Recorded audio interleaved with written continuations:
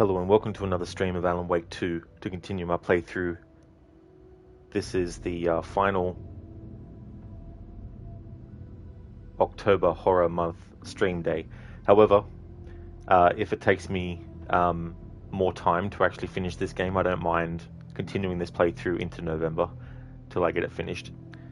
But going to continue where I left off. Today is Tuesday, which means a split stream. This stream will be a short one, and then I'll take a break and then come back with another one later.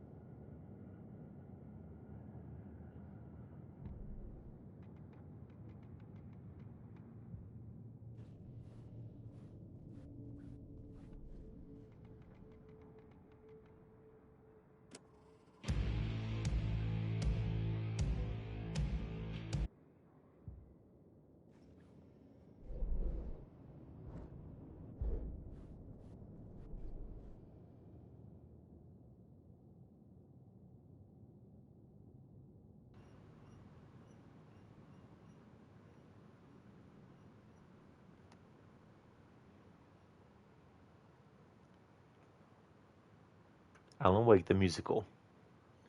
I had fooled myself into thinking I could control the story. I had not planned this to be a part of the initiation. Who did? Door? Old gods of Asgard? Was someone trying to confuse me, or help me, remind me of who I was and where I came from, because I kept forgetting? My life story as a song. As a child, I saw nightmares of dark shadows. Was that because I was trapped in the dark place now? Dreams as visions through time? Not in control, nightmares as a kid, they leaked from here?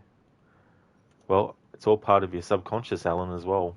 So I imagine that any fears and dreams and nightmares that he had as a child could conceivably be conjured up and used in his writings. Hey there, Shin. How's things?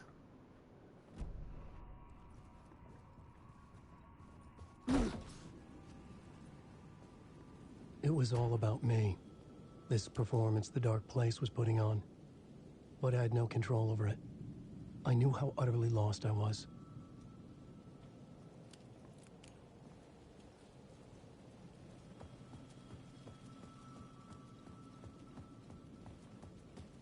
The payphone was ringing again. The mystery caller was back at it. I had to find out more.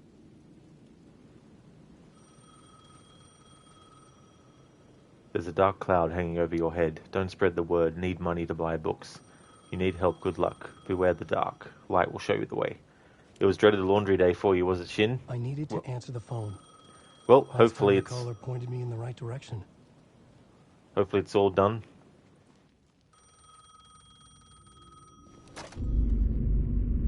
Alan Wake? Do you know who I am? How the fuck could I? Whoa! There's that famous temper. Lucky thing I'm not a paparazzi. You keep jerking me around, refusing to tell me who you are. You remember? Oh, fuck me. Alan, listen. Tell me, how much do you remember? Did you visit Parliament Tower? Did you find anything there? Yeah. Alice is in danger. Scratch is reaching out to her, and there's another manuscript. Not initiation, return. I saw the title page. I don't remember writing it. Return? Oh man, this is what we're after. The Scratch can't have it. Our survival, the survival of the fucking cosmic everything depends on this. Come to me. Ocean View Hotel. I left my room key for you. It's right there on the payphone. Remember, the Dark Place works in loops and rituals. If the waves keep pushing you away, you just need to find another way in. We go with the flow of this ocean. Catch you soon, brother.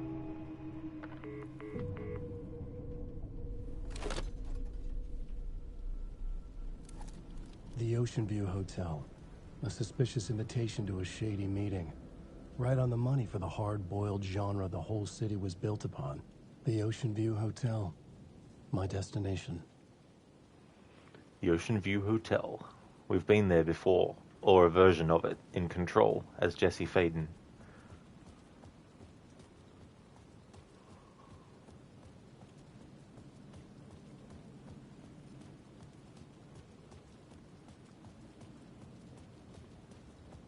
A forbidden play brought to life, The Cult. An unforgettable, immersive theatre experience. See it live at Ocean View Hotel. The dark presence is out there. It's hunting me. Its spies are always watching. It's trying to catch me. I think it did more than once. It's stealing from me. Stealing my identity. It wants to be me. Replace me. Twisted version of me. Scratch. Mr. Scratch. It's slithering into the story. Once it's in the story, I have to use it to keep the story true. I got in. I have to make the story darker now. But that gives it power. That's bad. I don't want that. But I have no choice. It's an arms race. I have to keep it together. Damn it. I'll be the first one to cross the finish line. I have to beat the devil at his own game. The story I was building was fragile, constantly under attack. There was no time to waste. The dark presence was only a step behind me.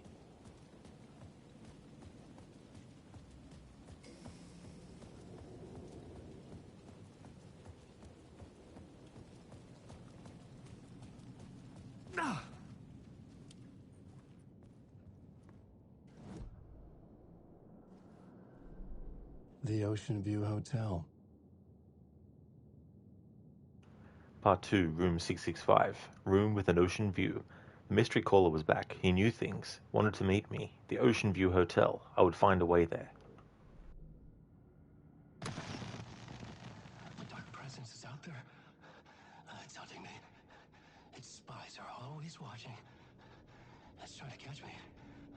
I think it did more than once. It's stealing from me. Stealing my identity. It wants to be me. Replace me. Twisted version of me. Scratch. Mr. Scratch. It's slithering into the story. Once it's in the story, I have to use it to keep the story true. It got in. I have to make the story darker now. But that gives it power. That's bad. I don't want that. But I have no choice. It's an arms race. I have to keep it together. Damn it. I'll be the first one to cross the finish line. I have to beat the devil at his own game. Hey there, Harbinger. You're buying Alan Wake 1 today. Hashtag thanks, Rod. Well, that's good. That's good that you're buying it.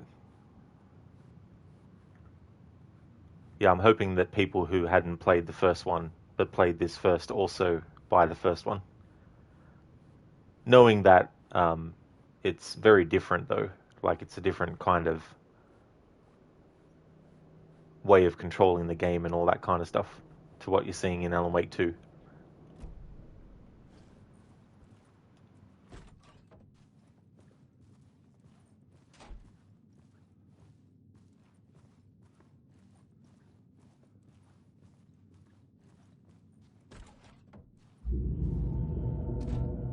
A loop that delivered me back to the street.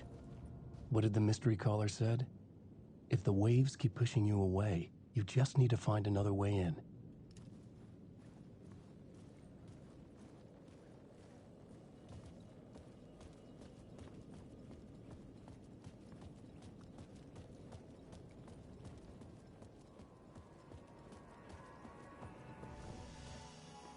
You can't wait to see Alan in a tweed jacket again. With only dream logic to lead me to the hotel, I looked to the neon signs for guidance.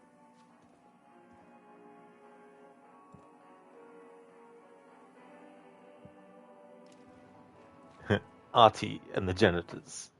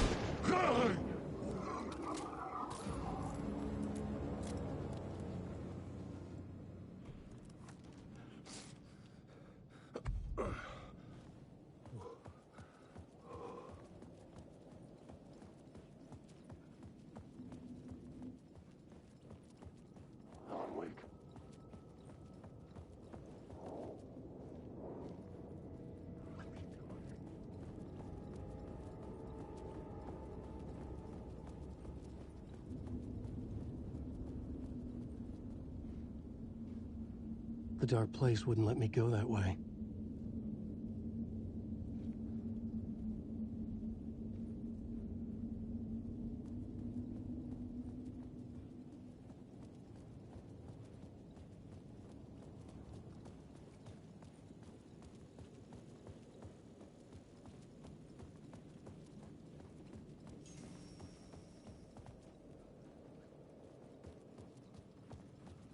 There's the Mirror Peak sign. Or a sign with Mirror Peak words.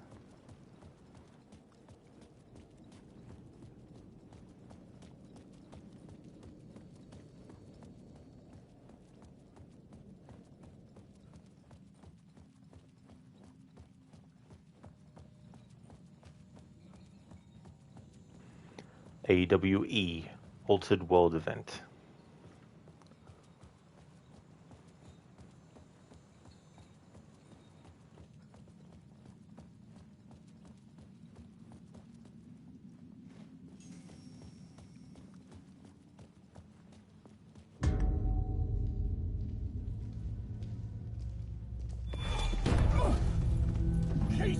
You're the killer, the cult leader. It's in your eyes. No! You've got the wrong man! It's Scratch! There's no time to lose! You're going nowhere.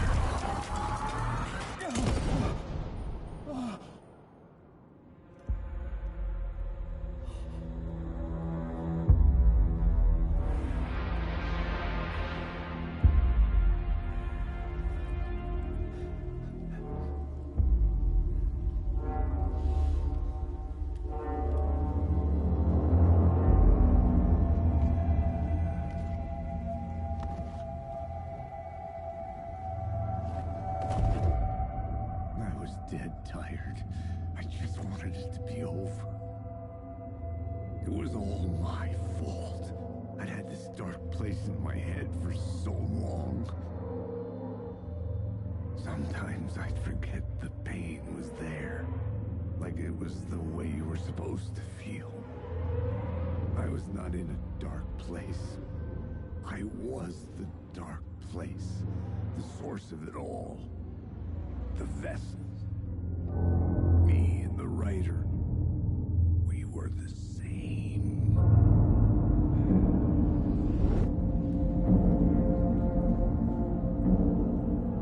This place kept pushing me under, getting into my head, poisoning me with darkness. I had to find a way to escape before it was too late. Too late again. Room 665, Initiation 5. Alan, you killed Max Payne. What are you doing? Given the fact that Remedy and Rockstar are actually working on the remakes of Max Payne 1 and 2, I wouldn't be surprised if part of that collaboration is... See, it's the thing is, Sam Lake is the face of Max Payne.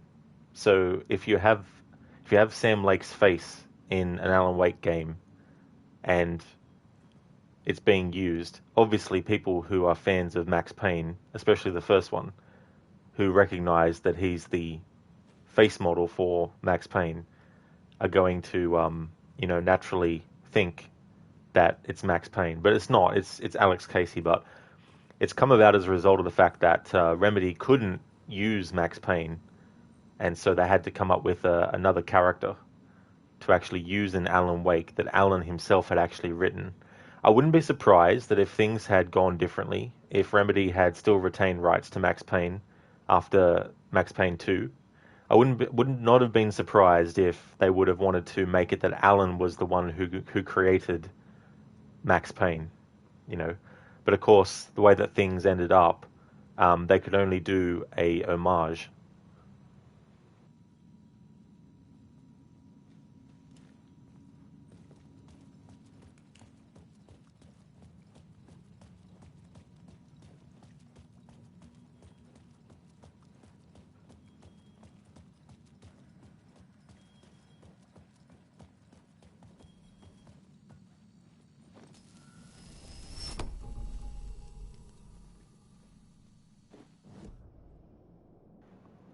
Code Alan Wake Maximum Pain Edition. That's it. How's it going?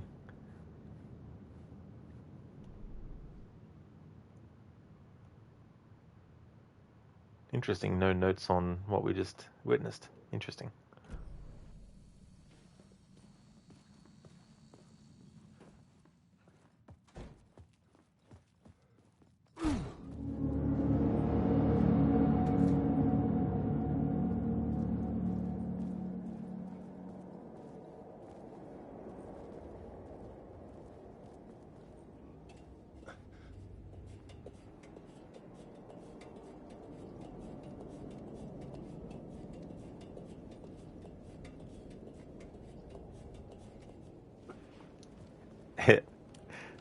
I like the fact that we're in a dark version of New York. So I guess you could say Alan Wake has to escape from New York.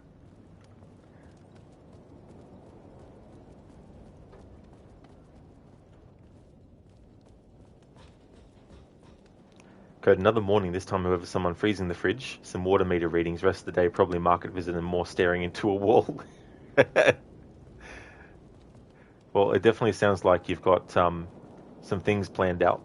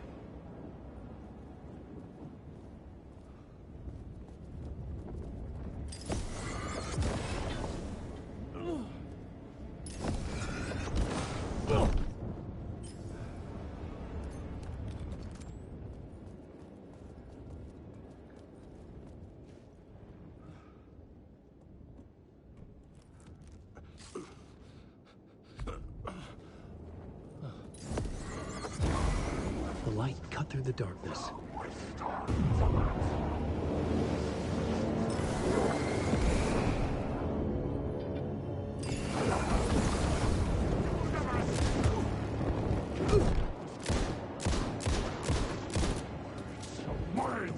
See how fucking OP the Taken are in this game? Like, seriously, it's just fucking, the balance is off. Seriously, like, in Alan Wake 1, you shine the light on the friggin' enemy, you burn away the darkness, which gives you an opportunity to blast the fucking shit out of them. In this, you burn away the darkness, then they have invisibility frames afterwards for some fucking reason. Like, seriously. The balance is definitely in the fuck you side of things.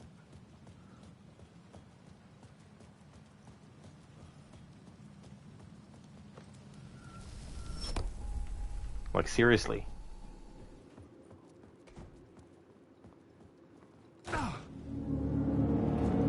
Plus, I'm not really a fan in this game how, like, it's good that if you just have the torch going and don't do anything else with it, it's unlimited. But when you do the burst, I don't like that they've changed it so it's basically like bullets. Where it's like, you use one burst, that's one bullet. And you've only got 4 in each one. Like 4 rounds or whatever. But yeah, I just find the difficulty is unbalanced. This is only on normal mode. But it feels like nightmare mode. Or what you would expect from nightmare mode.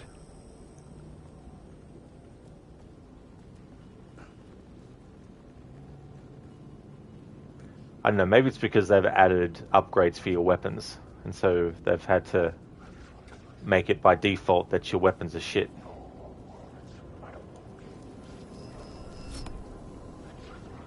Do I have any fucking flares? I've got a flare gun. Let's just equip this fucking bullshit and say fuck you to them all.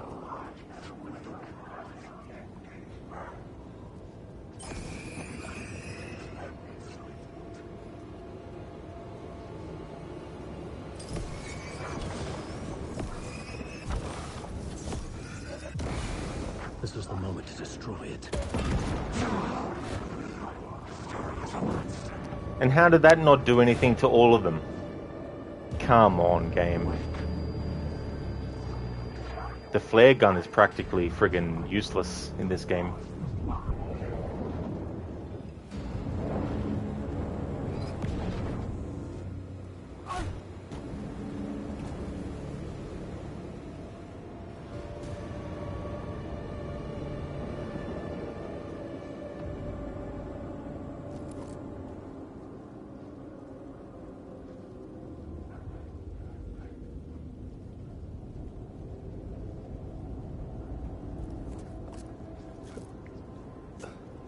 Code day 10, whatever, intense staring the wall continues. Still no hole has begun to form to the wall. You never know, if you keep it up, that might actually happen.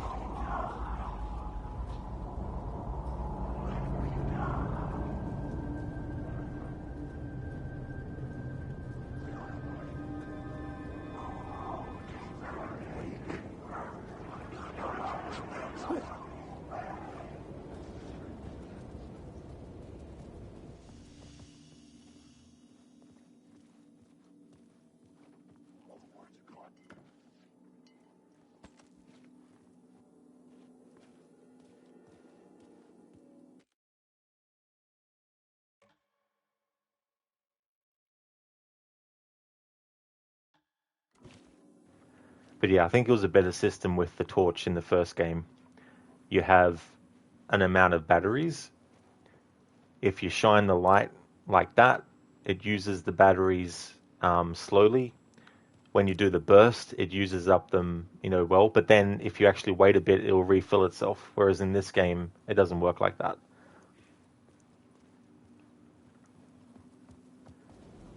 Like, these things don't ruin the game. It's not like I'm saying that this game's terrible and I hate it and I'll never play it again or anything like that.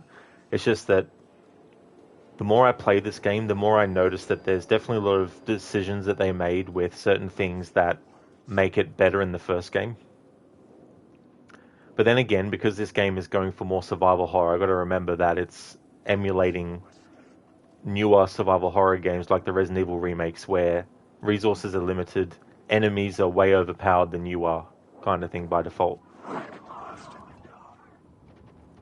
Because in the Resident Evil remakes, even on normal, sometimes you feel like your head's bobbing just above water.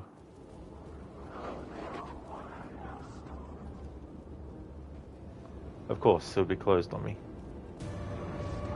Oh, ladder.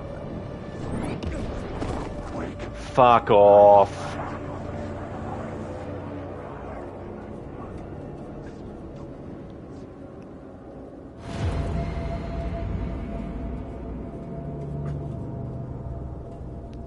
That's good, at least you can actually climb up the ladders faster if you push in the run button.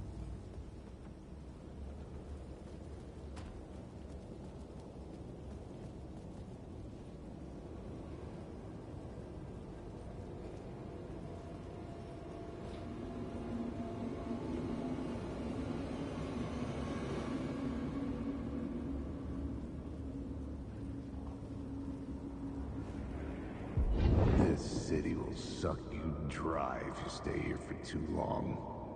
You'll end up a lost soul, haunting the streets and alleys. A faded-out shadow, glimpsed by some other poor bastard on his way toward the same fate. Your broken dreams become a broken mirror, and the twisted reflection staring back at you with all the pent-up anger, regret, guilt, and shame was the monster you could never get away from.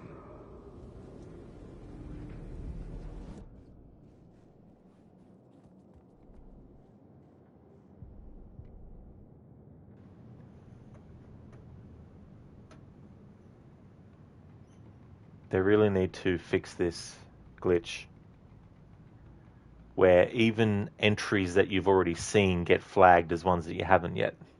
Every single time a new entry gets added.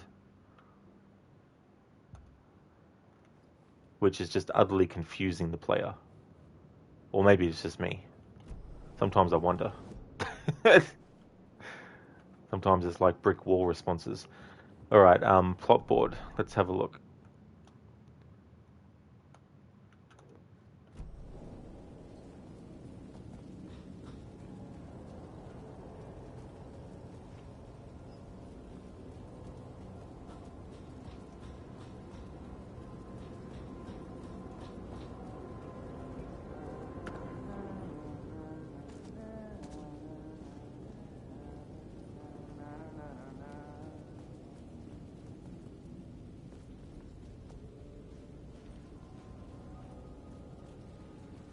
I can hear Breaker. Where is he?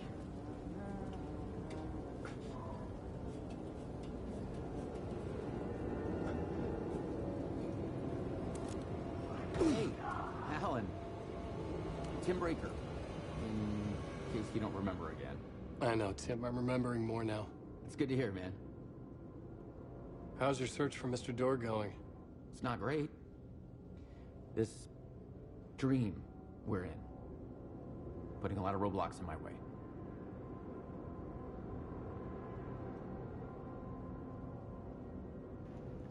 Code Alan needs either a disco ball or a hexagon prism for the flashlight. Oh yeah.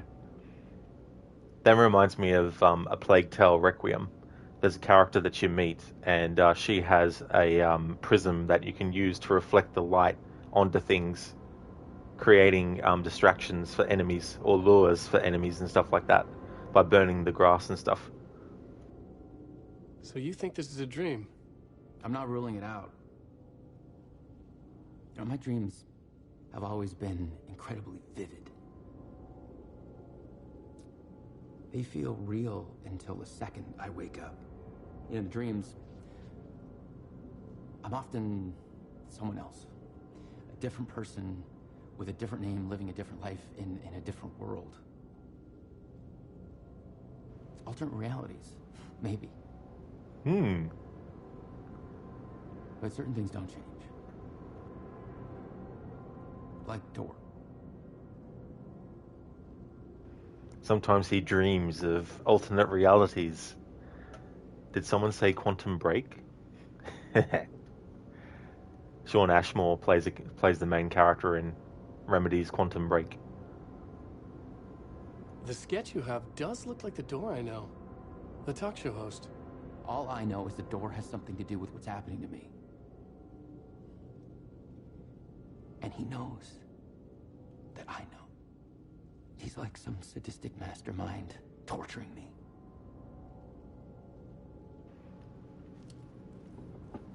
I have certain questions that I won't pose, but I'm hoping for certain answers to those questions.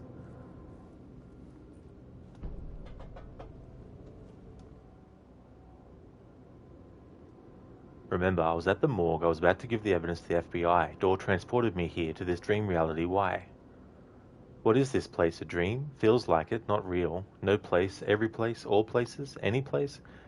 Now New York, not New York City, away to other places, a nexus. Is Door the gatekeeper or trying to get somewhere, everywhere? Door, gate, portal, port, opening, access, window. Who, where, why, motive, why me? Some of this is the same as what we read before. Facts, missing time, no memory until now. Have I always ended up here? Will I forget when I get out? Abducted, aliens, Door, UFOs, polyhedrons, dreams, me, but not me. Others I know, yet they are different. The red-headed woman.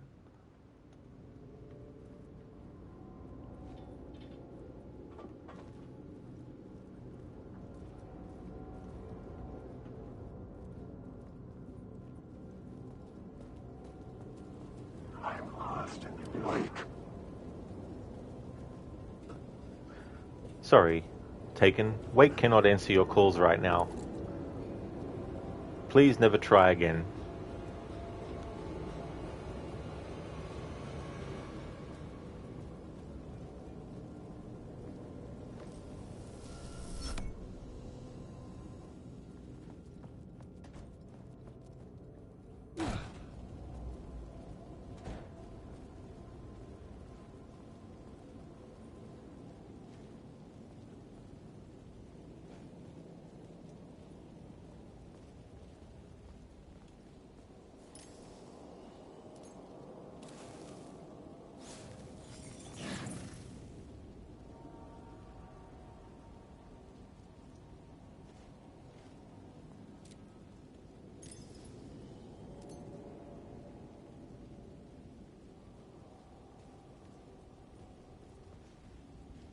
I could see the Ocean View Hotel.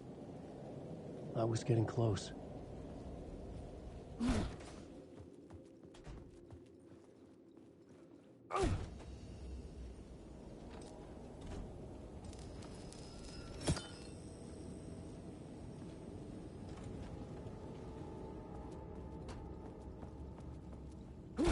The lights affected where the door led to.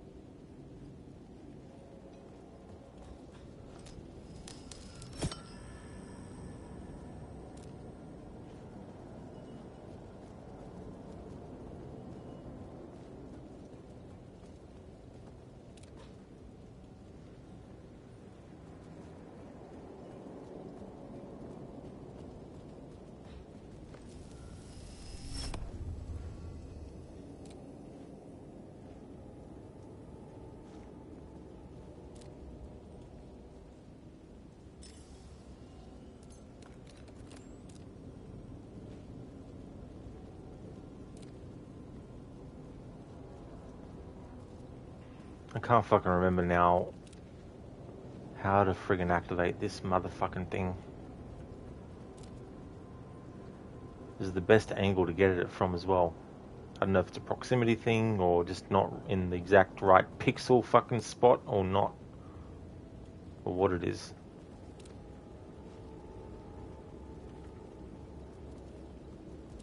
I guess the planets aren't aligned properly in real life for me to actually fucking access that.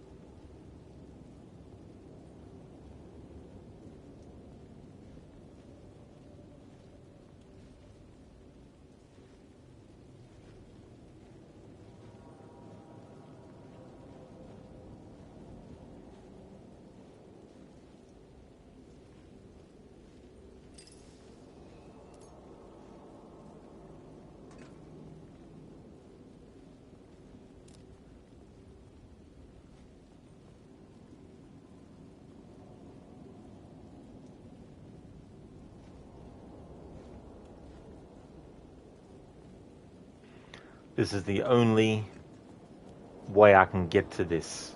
Doing this takes it completely out of the fucking game world.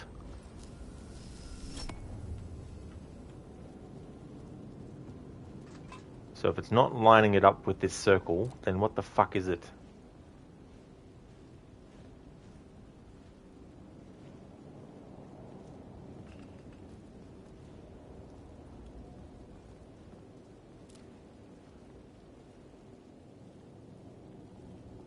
You know what, game? If you don't want me to fucking easily get that, then fuck you. I'm gonna fucking ignore it.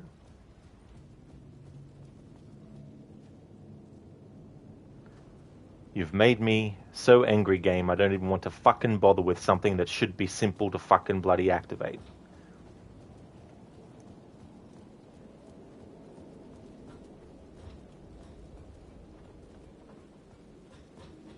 Oh, this is something different. You dream of calling it quits, making a clean break, retiring, escaping, leaving all this sordid misery and terror behind. Getting in a car and driving till you see the sun rise, somewhere where the sun still rises. Settling down, buying a house, fixing it up, building a life, finding someone. It's a fool's dream. It would all go bad. And having let hope in, it would be unbearably worse than this. You can take the man out of the city, but you can never take the city out of the man.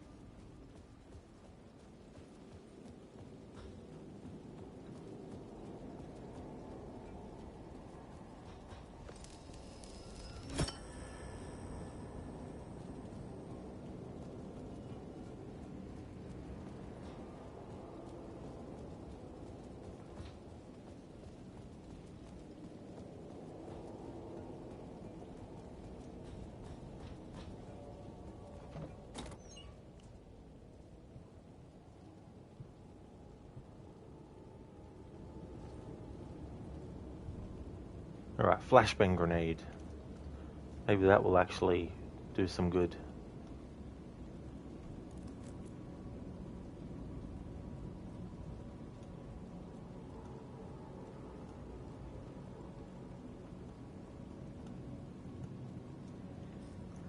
Code some double sandwiches with meaty finger sausages and a bit of cheese and garlic powder, roasted for a couple of minutes. Sounds absolutely delicious. I hope you enjoy it.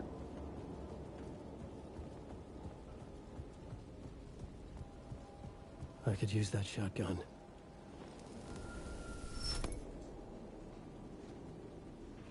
Finally, we find Alan's shotgun. Good.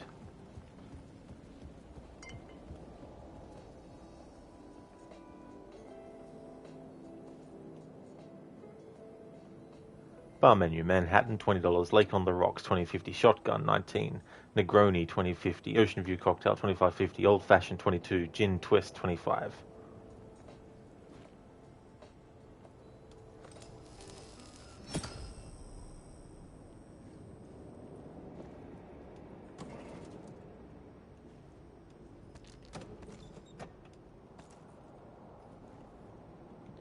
Alright, so let's have a look-see.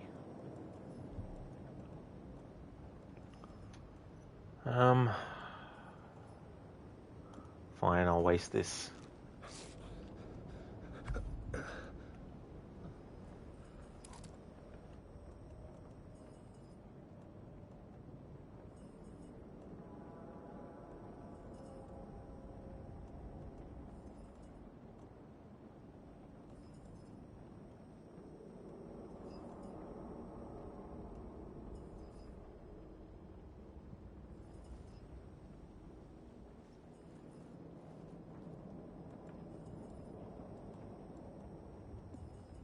Bye-bye, painkillers.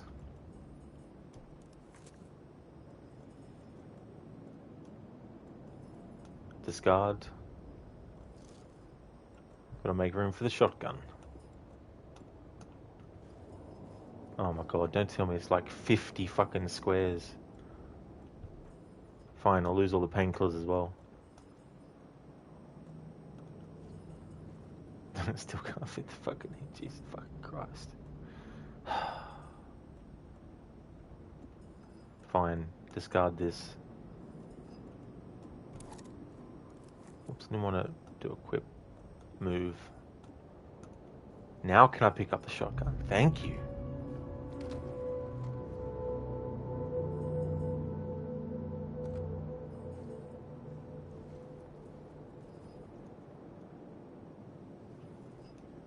Now, this is going to feel better using it against assholes.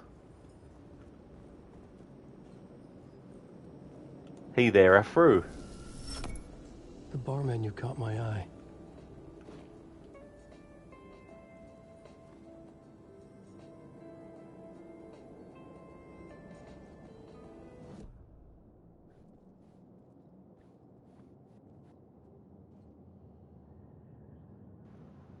Words of power. Words of lamp.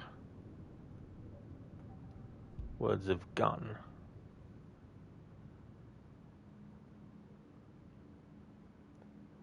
Personal space. This sounds good. Increases knockback force of Allen's shotgun by 15%.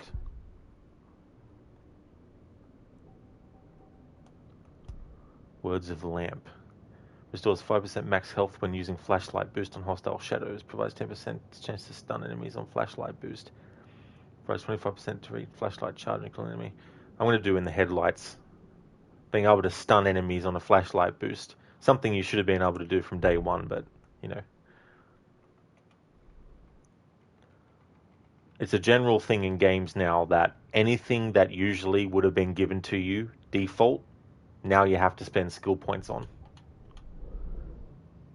I can foresee one day they're going to do a thing where if you want your character to run, skill points. You want your characters to be able to use health items, skill points. You want characters to be able to open doors, skill points. Oh look, I can't open this simple door. Oh wait, I need to apply a skill point so I can open doors. And then you have to get the upgrade to open heavy doors. You know, like anything to create barriers to doing things that should be just given to you as standard. It's a trend in video games that needs to stop. If you want us to have, like, I'm not saying that there's no upgrades that are worth anything, but in games where things should be the basics, yet you have to use skill points just to get to a skill that you actually want, you know, I wish they would stop doing that kind of stuff. It is Afro, yeah. 3 guest save slots. Hey there, Ifriet.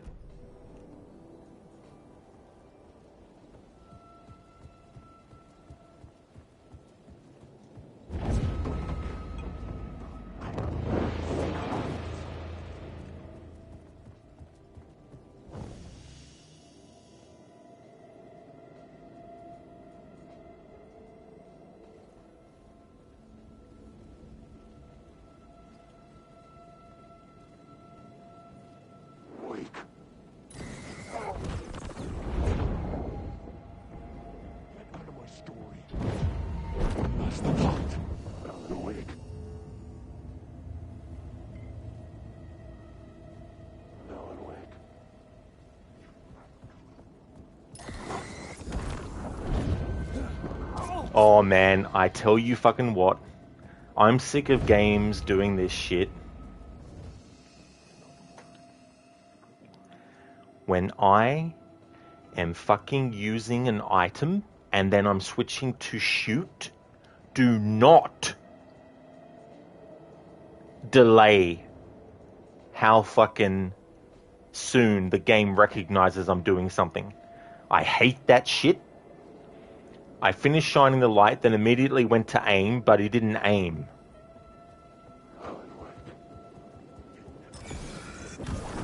Like, you have to wait a split second for the animation to finish. The animation for fucking bloody using the torch thing has to stop before you can raise your fucking gun to shoot. Realistic? Maybe. Good for a fucking game? No. Jesus fucking Christ. How many fucking shotgun bullets does this cunt fucking want in his fucking face, huh? This is what I mean. The enemies are OP in this. It's only fucking normal mode. It's not fucking nightmare ultra fucking realistic.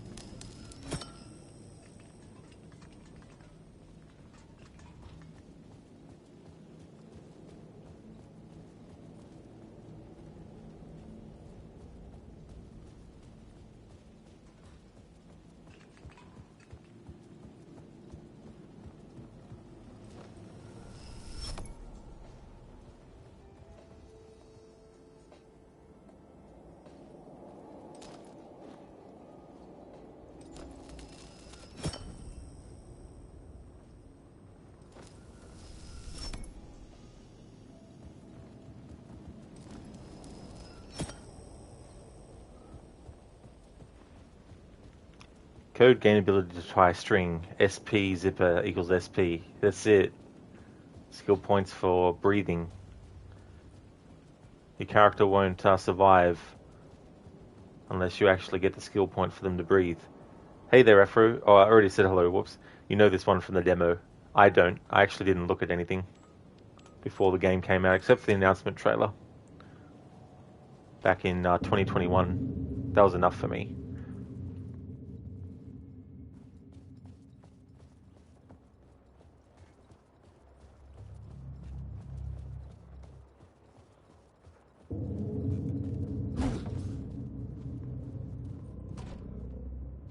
There we go. Man in a diving suit, referencing Thomas Zane. He's holding something, which I don't know exactly what it is in this picture, but I would assume it's a heart. There's a hole in the chest where a heart should be.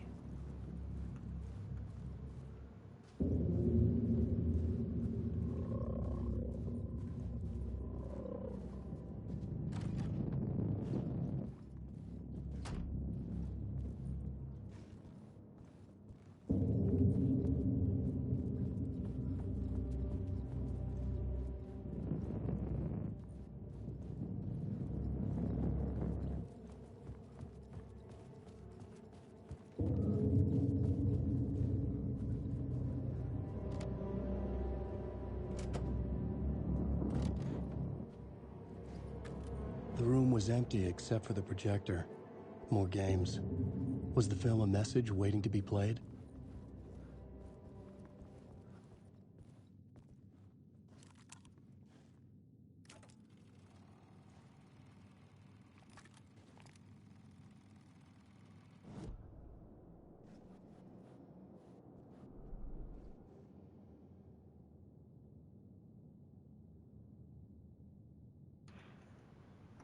Hey there, Harbinger. Thanks for redeeming that. Hang on.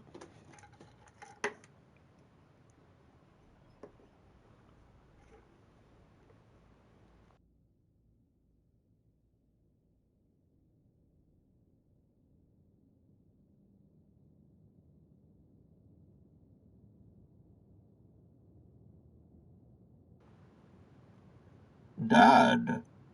Yes, Danny. Do you like this hotel? Yes, I do. I love it. Don't you? I guess so. Good. I want you to like it here. I wish we could stay here forever and ever and ever. Thanks for redeeming that, Harbinger. Afra, so what's the deal here? Is Alan alive in a different world or dead in a different world, or is he in the same town as that FBI lady? Good question.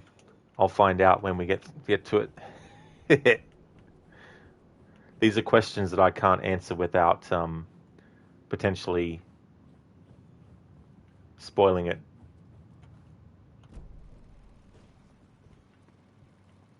Because there's questions that I have that I don't want to say because I only want the answers to come from the game. That was from The Shining, in case you didn't recognize it. I did. I just didn't recognize the part where he says, I wish we could stay here forever and ever and ever. But I haven't seen it for a while, and I don't recite the whole script from memory, so... But yeah, I knew it was from The Shining.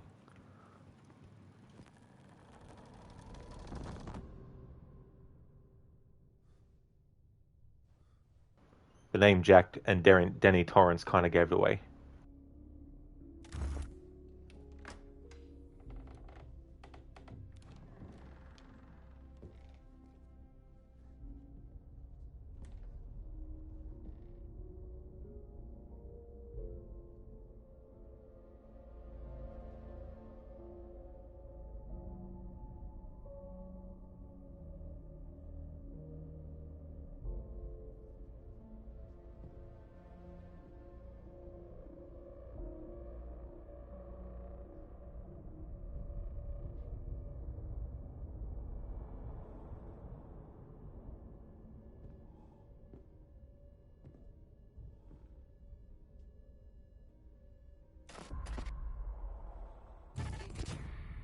In this temple of shadow and mist, there's a window in the floor and a door in the ceiling.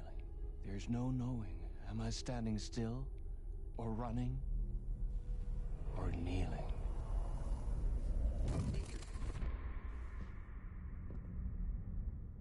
You're the one who's been calling me. Indeed. I'm Tom Zane. Welcome to the House of Zane. The poet. The diver. You look like me. How the hell... Or maybe you look like me, you handsome devil. The diver was a beloved character I played in one of my films. I'm a filmmaker. A celebrated auteur. I need answers. Why is Return so important? What... Alan, you always get worked up like this. Come on, I'll fix you a drink. You and me, Alan. We're in this together. Two artists collaborating, remember? Crafting the keys to our escape. Your magnum opus, Return, and its companion piece, my film. Sharing our life-altering visions, a melding of higher minds. Dreaming up our transcendental work of art. Here, in this room, in this room, in this room, in this room, in this room, in this room.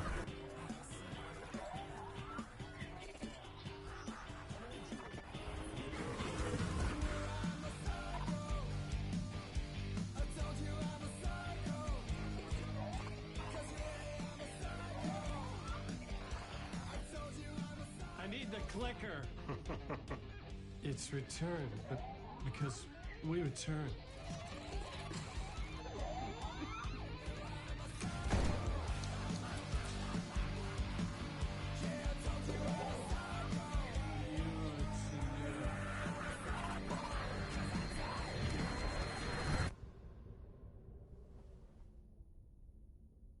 And that is how the magic happened.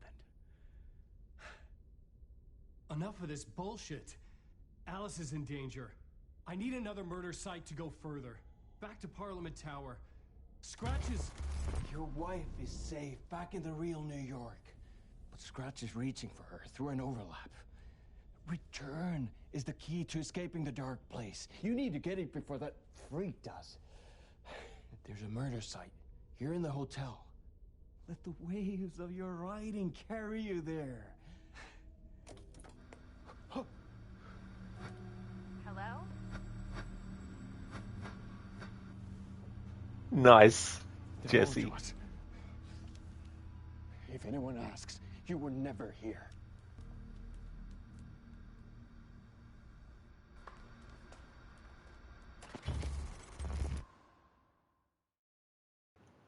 Thomas Zane had ended our talk in what felt like a paranoid fit. I had what I needed from him. There was another murder site in the hotel to guide me further toward my escape. I had to write my way to it.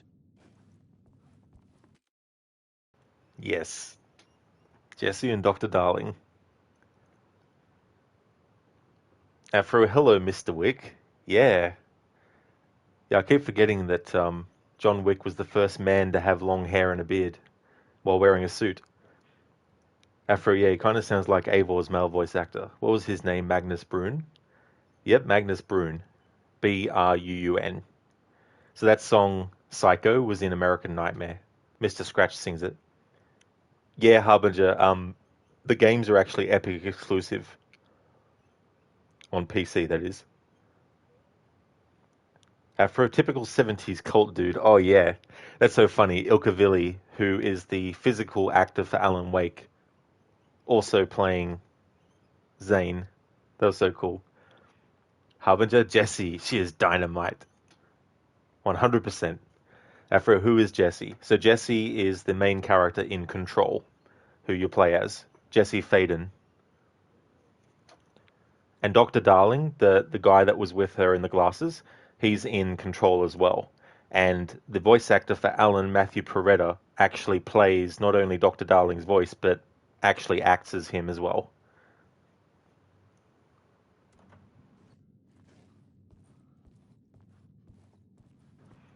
But it makes sense too, because this is a projector. And it's an interesting concept, because in Control you have the slide projector and stuff like that. I'm sort of wondering what's going on with Control.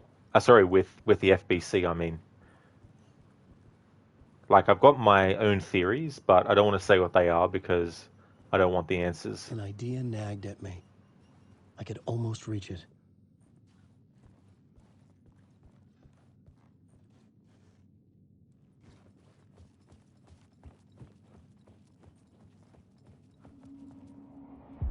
Whispers from the police radio kept me awake at night.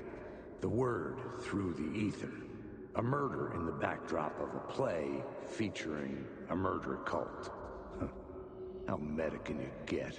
He said, looking knowingly at the camera. I could sense the cult of the word in this, and their leader, Mr. Scratch.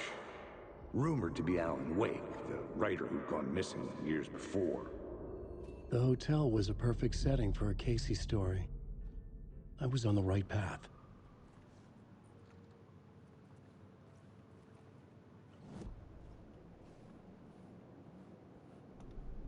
Nice. New additions to the plot board. Play of Shadows. Zane said there was another murder site hidden in the hotel. I would write my way there. A new Casey story. A sequel to the previous one. The return of the murder cult. Somehow, the murder cult returned.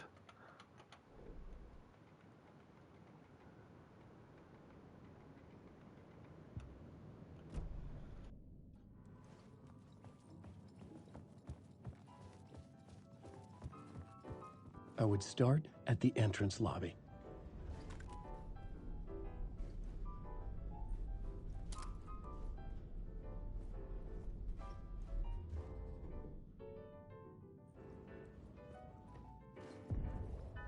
The entrance hall set the mood, where everyone had come in.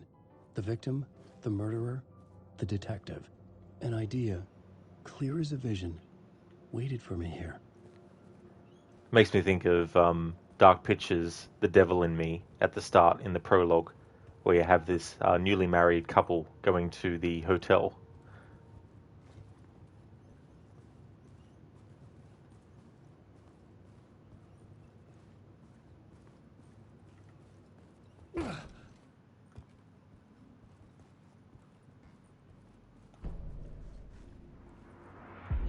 So, you were the director of this play? Yeah, that's me. Our performance of the cult was cursed from the pre-show ritual on. The cult is an immersive theatrical experience. Uh-huh. You're gonna have to walk me through what that means. Immersive theater. A play where the audience can participate, spread across this hotel. The cult is a legend. The only written copy of the manuscript lost, the play is passed on as oral tradition between theater companies.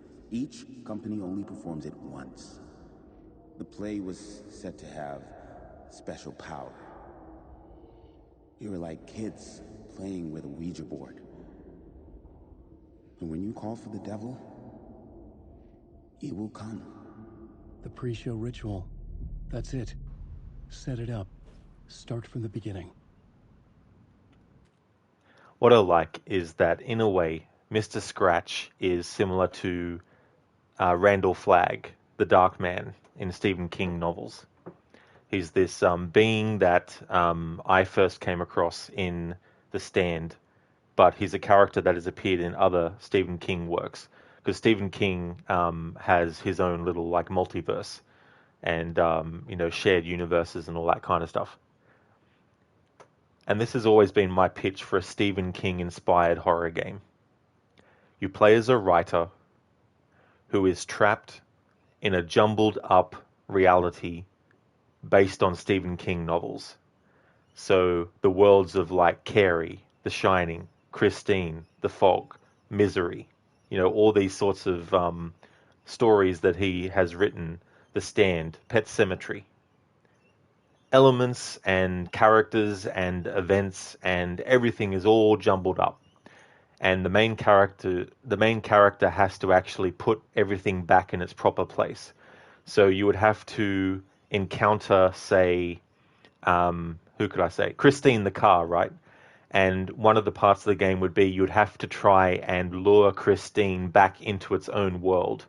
But you've got to be careful because other characters are trying to mess things up, like Pennywise, for example, might be trying to fuck you over and prevent you from putting Christine back where it needs to be, so it would be this big whole homage and referencing of Stephen King stuff. Anyway, that's a game idea that I've always had, but the idea of having a character that transcends one reality and can pass through multiple ones is something that reminds me of Randall Flagg in Stephen King's works. Well, you guess the 2012 Alan Wake version will have to do. It has the 2 DLCs, too cheap to pass. Yeah, I mean, that's the thing. Like, the remaster's nice and all, but you're still getting the same game as in the same story. There's nothing that they've added new. It's the remaster is just a remaster. It's not a remake like the Resident Evil remakes have been. So you're still getting like you'll still get the gist of the story. It'll still be the same narrative and all that kind of stuff. So there's nothing that you're missing out on that they added for the remaster, except for Night Springs episodes. There's 2 Night Springs episodes that weren't in the original. On the television screen in the original, they're just 2 commercials back to back. But in the remaster, they're 2 extra Night Springs episodes back to back that weren't in the original. But narratively speaking, though, you're not missing out on anything by getting the original Alan Wake. Plus, if you're getting with all the DLCs included, that's also a good bonus. In if you're really enjoying the main game and you want to play the others, the DLC, I mean. I was both solving the crime and creating it, as every writer did.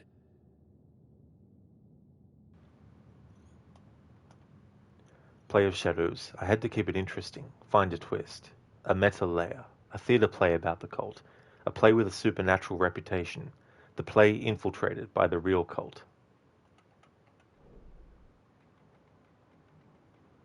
So you...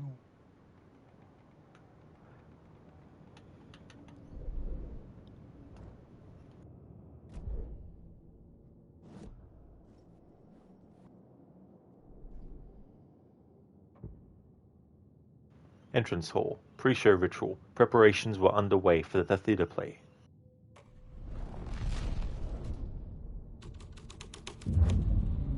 I changed the story, and with that, the dark place changed. Layers upon layers. A play about a murder cult, infiltrated by a real murder cult. A forbidden play brought to life, the cult. Everyone is invited to the pre-show ritual in the ballroom.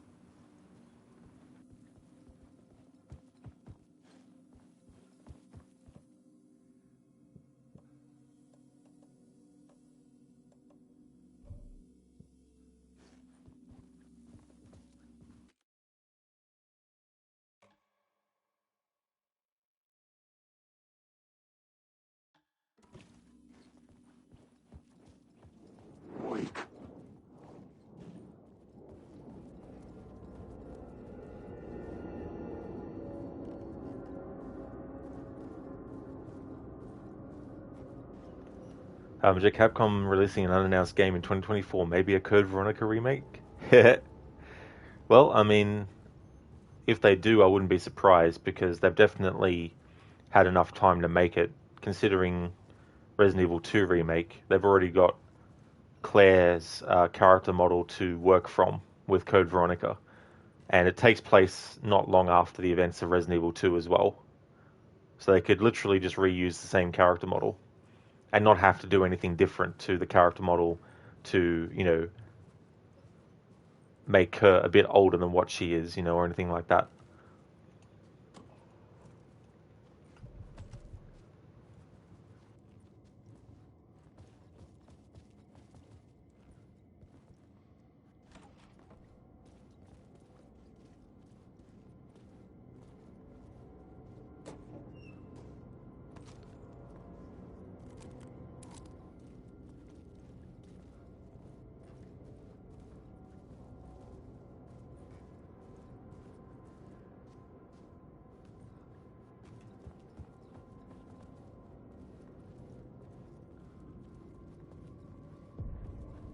The room at the end of the corridor was closed off.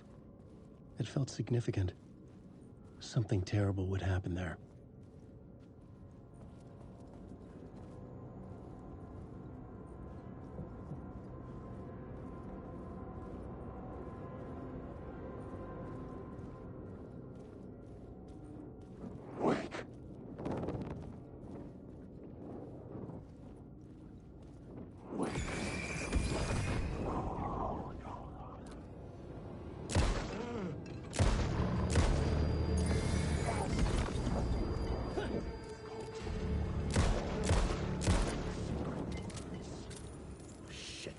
Shit!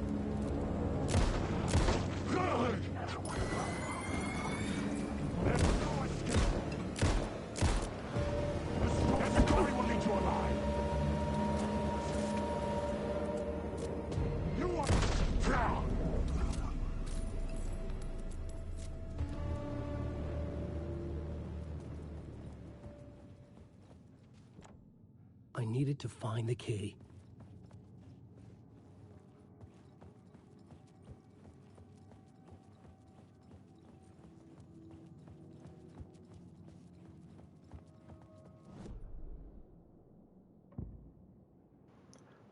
The final scene, the end of the story, the murder site, what horror lies waiting there, pre-show ritual, in preparation of the horror show.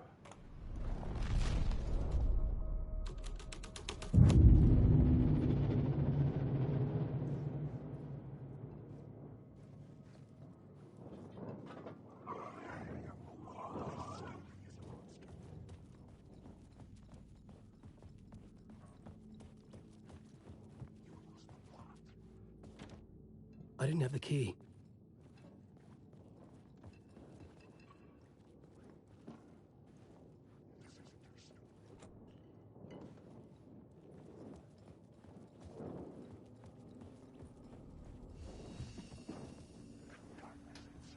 Harbinger, so you're still planning to play Control, or is that playthrough cancelled for this year? Not that you mind, after Alan Wake 2, of course. Yeah, that was a, would have liked to actually do that as part of the whole Alan Wake marathon of stuff, but I've already actually done a playthrough this year that I can, you know, basically classify as my annual playthrough of this game, of Control, I mean. Ifrit, you kind of wish this game threw more enemies at you, to be honest. Oh, I guess you mean more enemy types?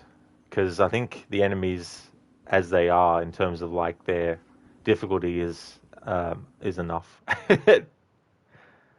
But, I mean, they've added, like, animals. That wasn't it. Like, I mean, birds, yes, were in Alan Wake 1, but, I mean, there were no wolves that you had to deal with, whereas in this game there is.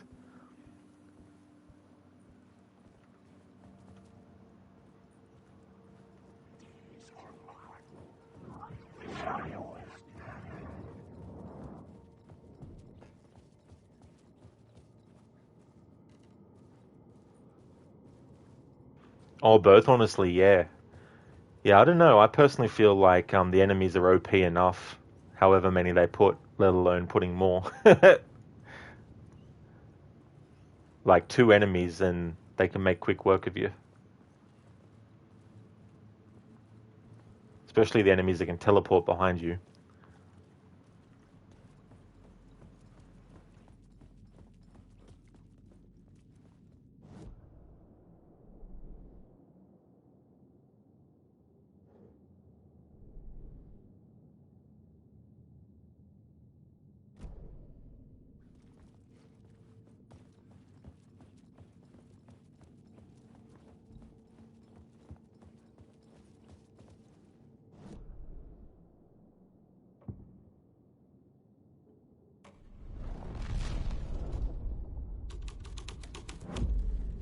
The plot changes shape the world around me.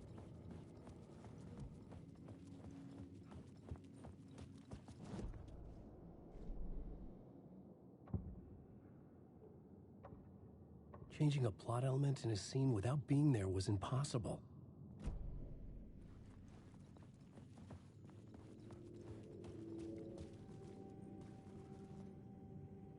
The prop room had been changed from room 104 to room 225. Move these props to room 104, 225 for later use in the ballroom play. The troupe were busy building their own Wicker Man, where they themselves would be sacrificed.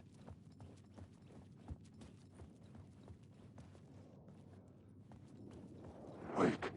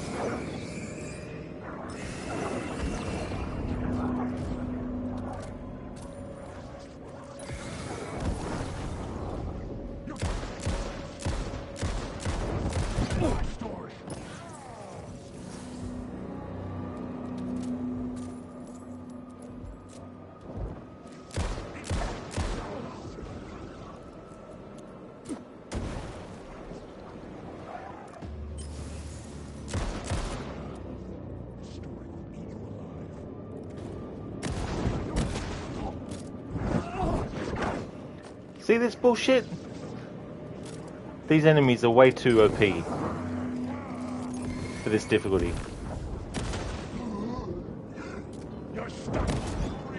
Way too OP for this difficulty. So they are.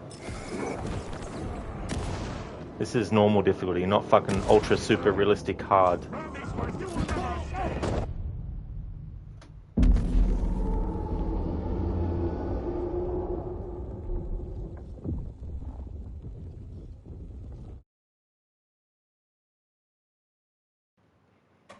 You're telling me that flashbang grenade did jack fucking shit.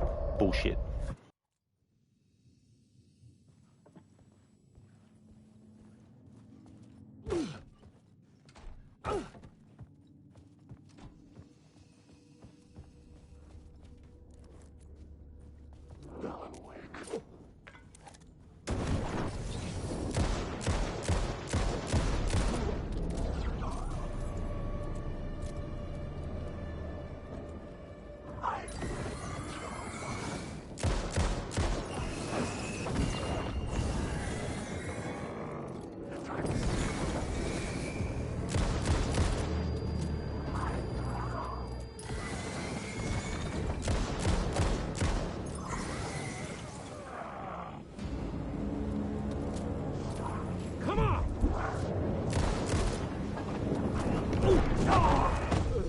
See this bullshit?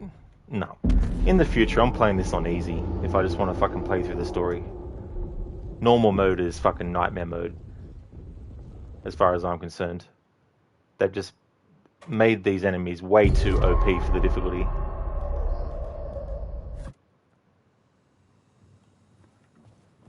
Way too OP.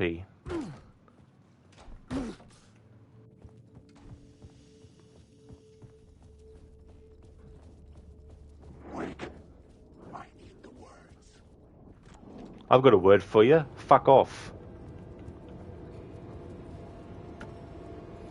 For taking one's words, I'll give him fucking words. I've got a whole fucking mouthful of fucking words I can tell the fucking cunt.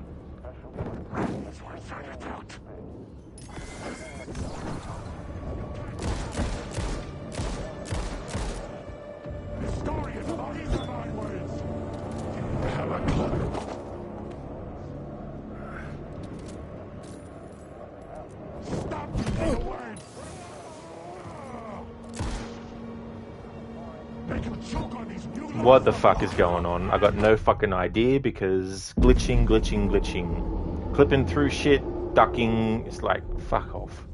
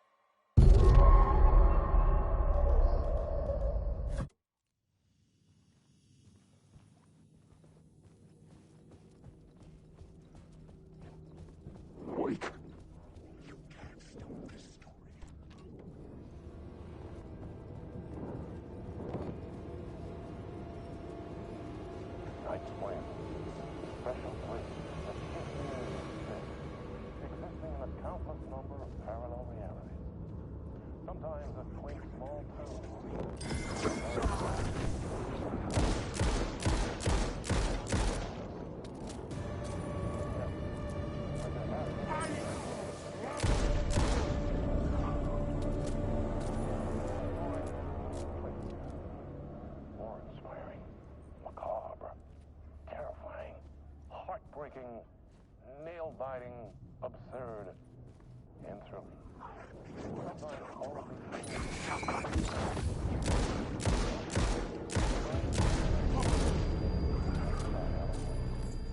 I am your host, Orland Orr, and I will see you soon in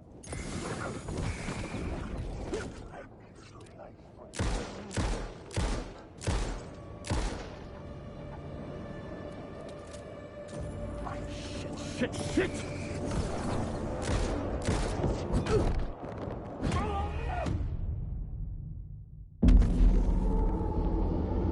Fine, I'm just gonna go in that room, unlock that thing, and then just go. I'm sick of this.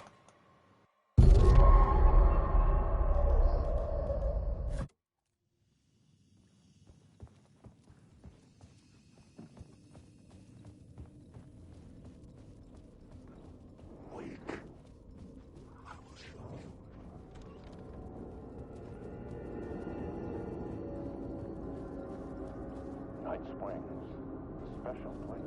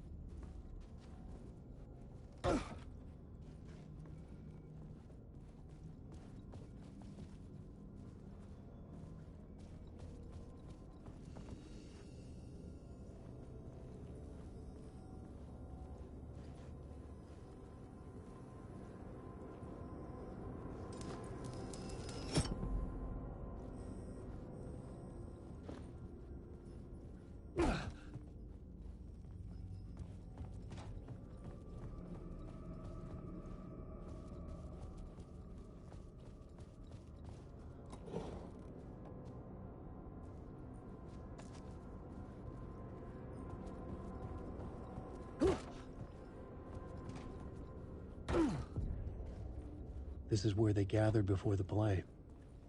This is where it began.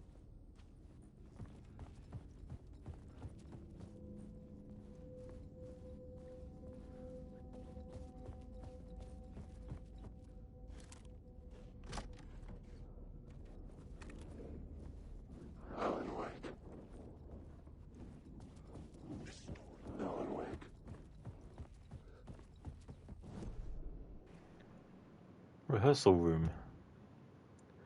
Where it began, the start of the spiral, pre-show ritual. The actors played with fire. They opened the door for the real cult. The story was affecting the scene. Another vision. Another idea.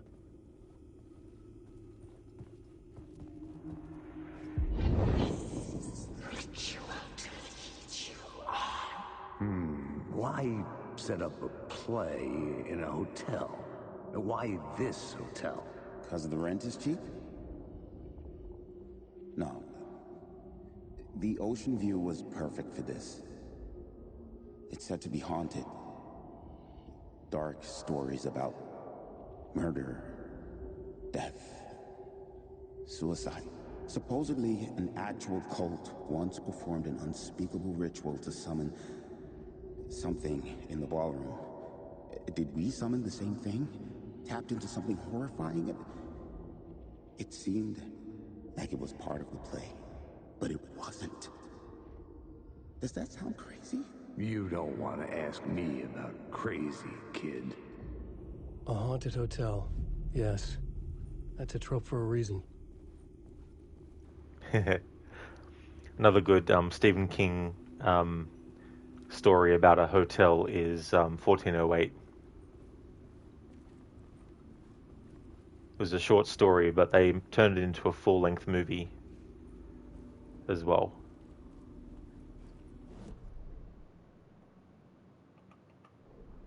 Okay, let's have a look at that. Oh, a Night Spring commercial. I can't remember coming across that before.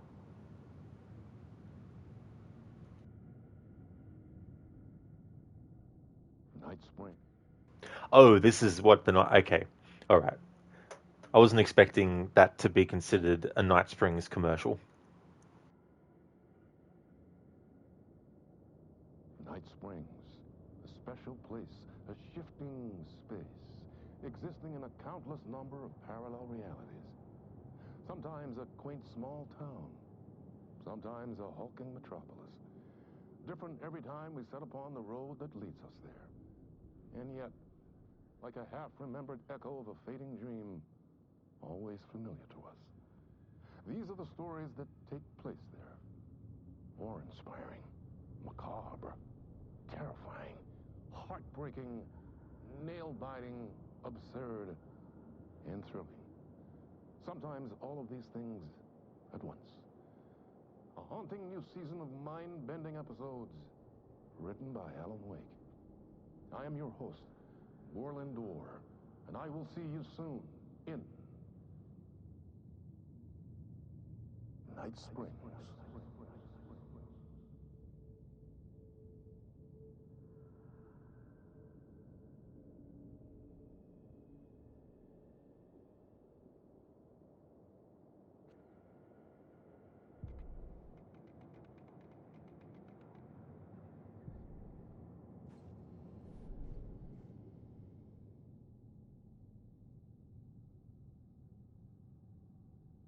Oh, hang on. The mystery caller was back. He knew things. Wanted to meet me. The Ocean View Hotel. I would find a way there. Thomas Zane, not a poet or a diver, or so he claimed now. A filmmaker. He said we'd been trying to escape together. My manuscript, Return, was the key. If Scratch got his hands on Return, he'd be the one to get out. So in Control's Alan Wake DLC, we actually see Alan and Thomas Zane meet for the first time.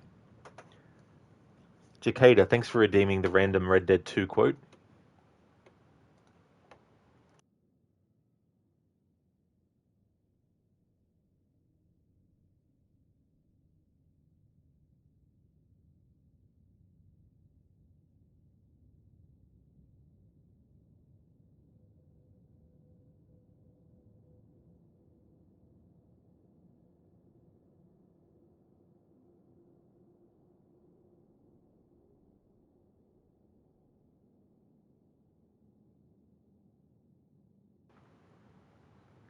Nothing means more to me than this gang. I would kill for it. I would happily die for it. I wish things were different. But it weren't us who changed. That, of course, is Arthur.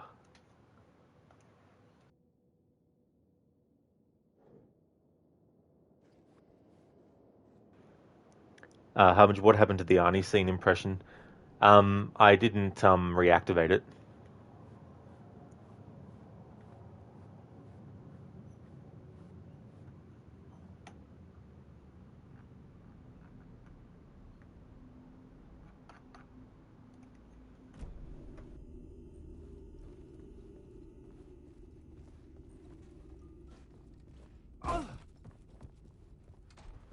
I'm going to be doing an overhaul of channel points next year. So there might be some that don't make it.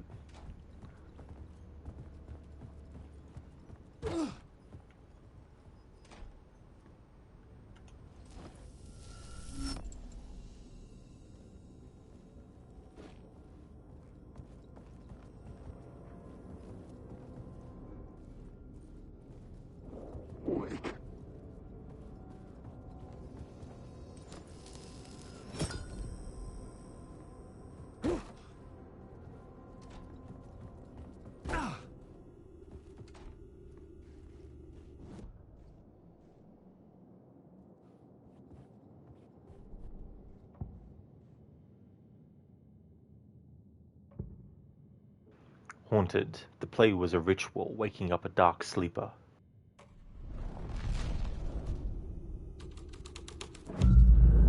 The scene had changed.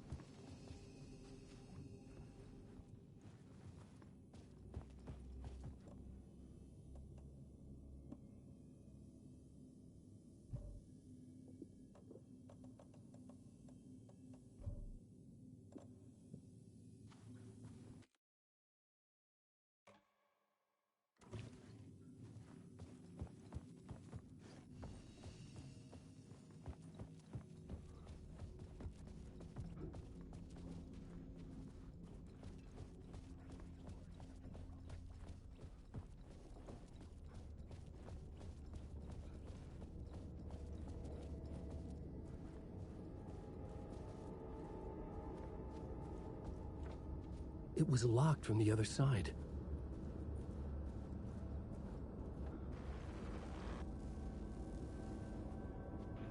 Oh, nice. Here's a Dr. Darling video.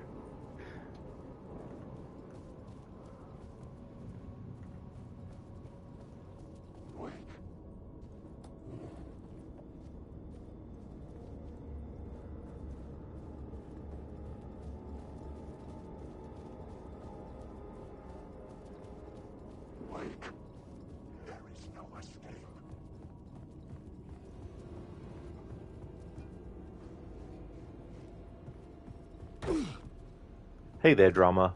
Good morning to you as well.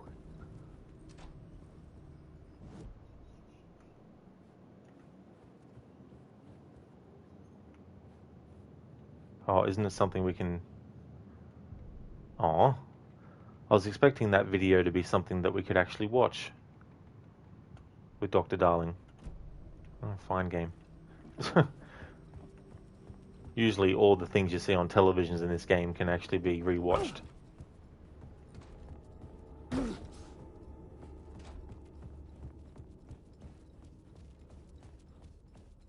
That's why I didn't interact with it when I was in there, because I thought that it was doing it the way that it normally does it throughout the whole game, but no, of course not. They have to make one instance where consistency doesn't continue. It's like when someone does a guide showing you exactly where all the shit is, but forgetting one. And being like, oh well, at least I showed you where all the other ones were, bar the 1 out of 500 you were looking for.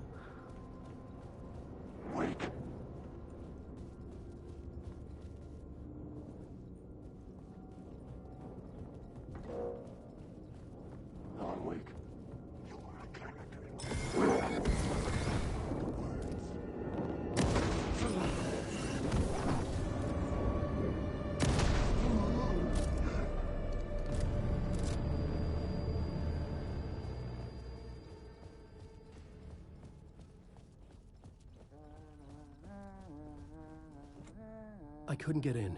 I was missing something.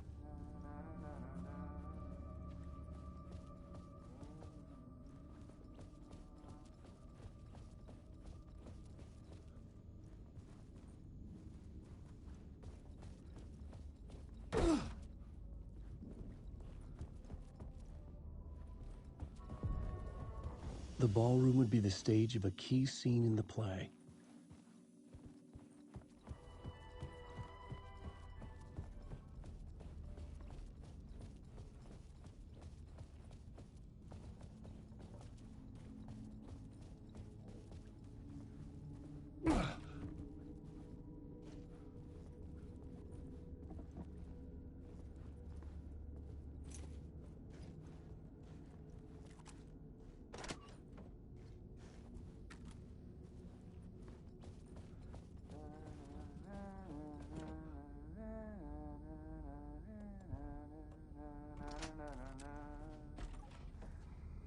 Hey, Alan. How's the memory doing? Sorry, who are you? Kidding. Good to see you, Tim. You had me going.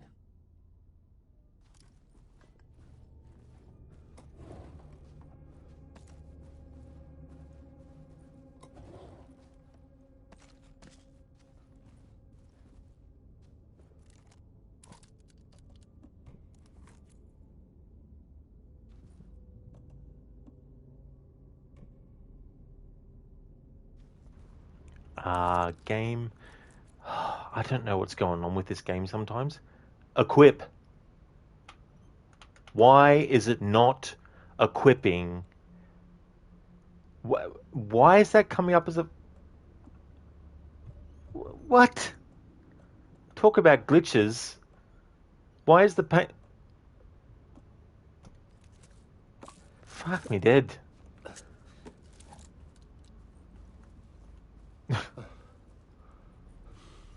What a way to fucking make a game experience fucking sour. Stupid fucking glitches. For some reason it was glitching the painkillers to be where the flashbang was.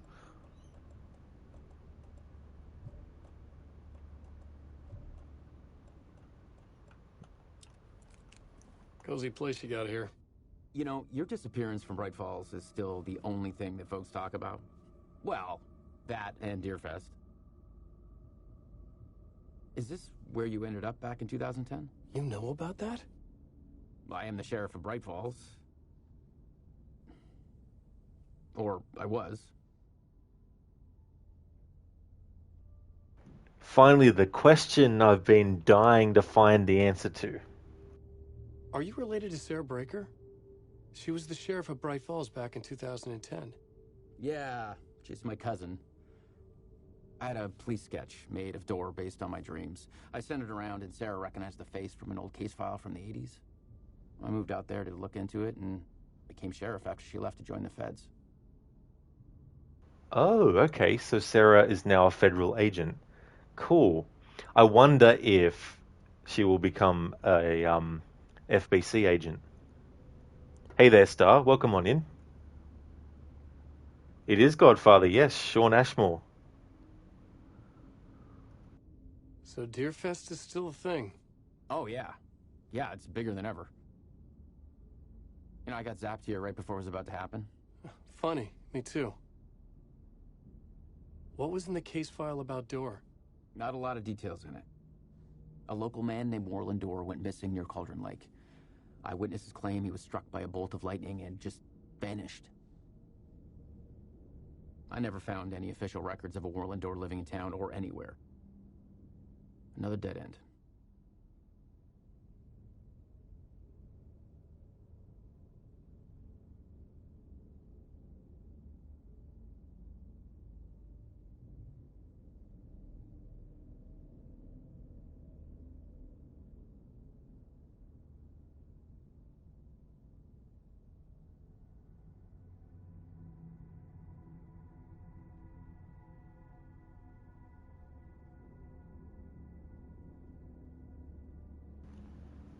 I'm doing really well, thanks, Star. Was just pouring a new drink. Which is why I went silent there for a bit. I'm doing really, really well. Things are going good. How about yourself? Game-wise, though, I've been running into some very frustrating moments. Enemies that are way too overpowered for this difficulty level. And they seem to have inherited that from the Resident Evil remakes, because I find that standard mode in those games is more like hard mode. Plus some glitches that have been annoying too, as well. Plus the game doesn't like it when Alan is reloading his flashlight and you try to also then aim and shoot at an enemy that's about to kill you. Like, the animations don't get cancelled out. You have to wait for the animation to finish for reloading the battery before you can actually aim and shoot your weapon. So little things like that.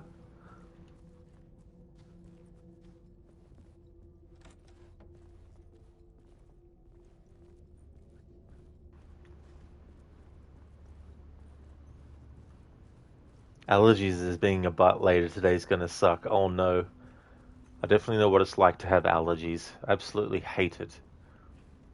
Especially when you're trying to do things too as well.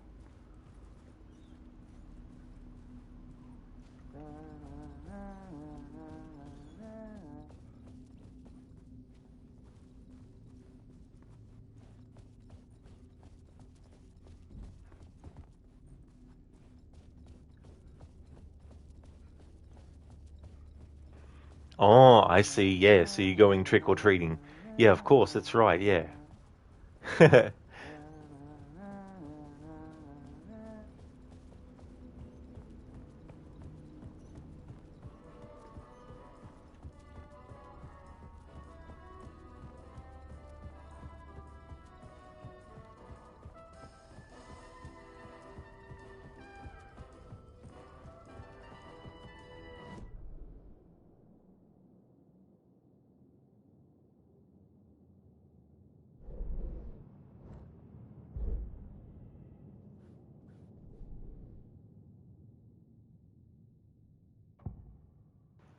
Ballroom. A place of celebration, but gone twisted and dark. Star, but at husband's job, so it's going to be cold, is it? Oh, really? Oh, no.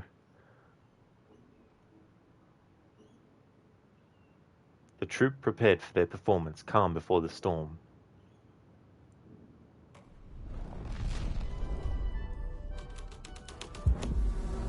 The plot changed the details of the world.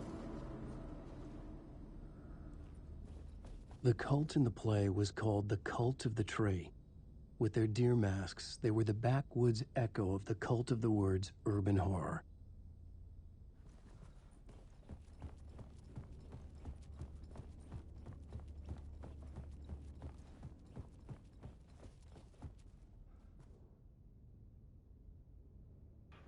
Play schedule 2023. Tuesday, October 22nd, rehearsal in room 219, moved to 202. Thursday, October 24th, pre-show ritual, premiere. Remember, hit your marks, keep your masks on, and make it weird. Al.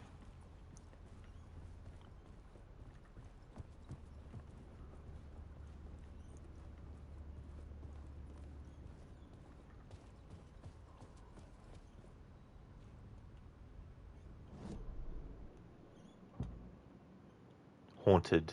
A dark ritual in a haunted hotel to summon the star.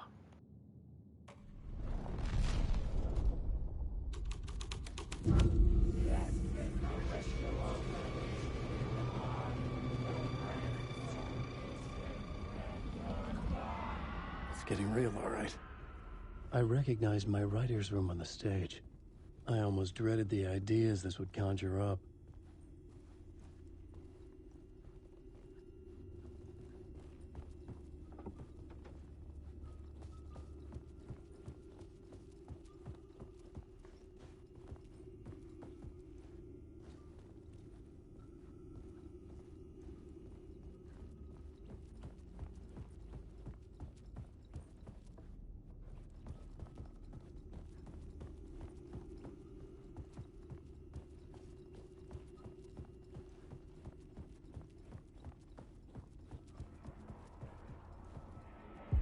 Nice set you got here. What was the scene in this room? Well, this is what we call the writer's room. In the play, it's where the devil rewrites reality whilst God is asleep. The devil was our star role. I got a big-time celebrity to play him, and he was method acting the role to perfection. He never broke character, always wore the cult mask. His name was scratched out on the posters. Mm-hmm. And who was this mystery celebrity? Let me guess. Alan Wake?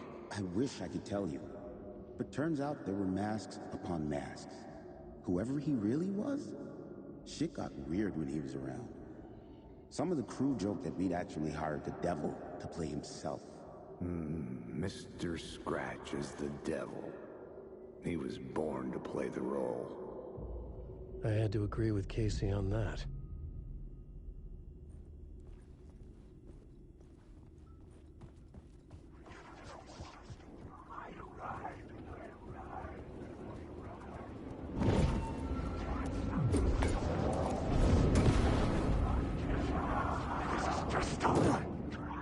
See, flashbangs are useless.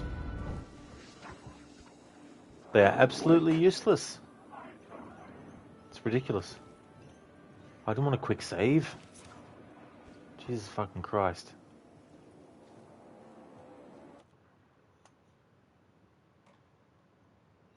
May as well have went up to them and tickled them for all that fucking flashbang grenade did. It's like, I know, for Alan Wake 2, let's make all the really cool weapons that came in handy really depowered so that they become useless.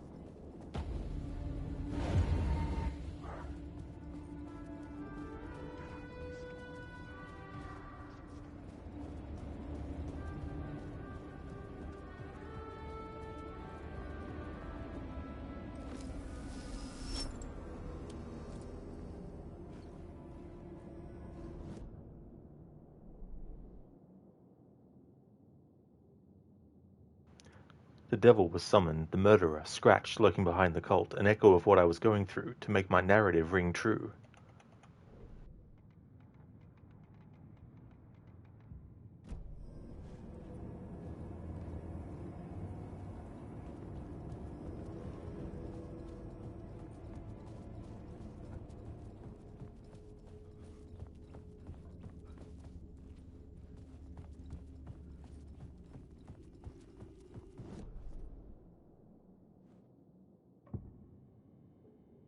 The devil, the actors, the witnesses, and the victims, one and the same. The massacre was real.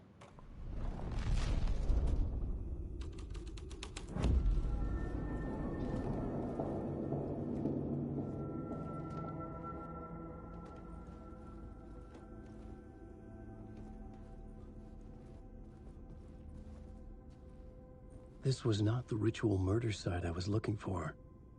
This had just been an appetizer before the main course.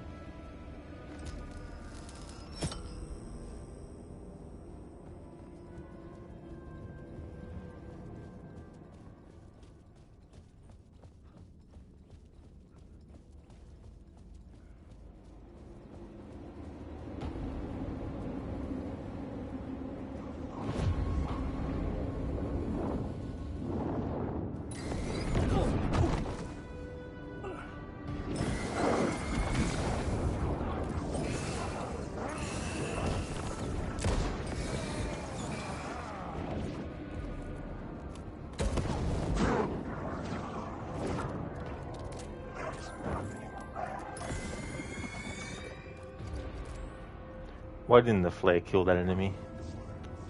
I know why, because the flare's pretty fucking weak in this game.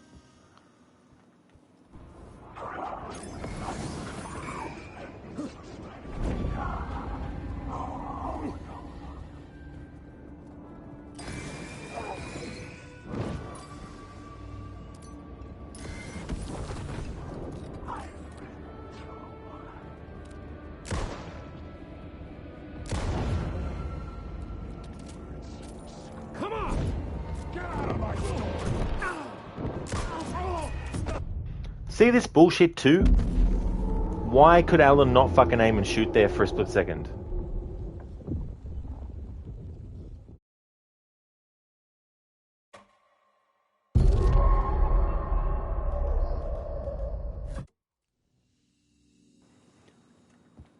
No, this has brought the game a step down on a rung.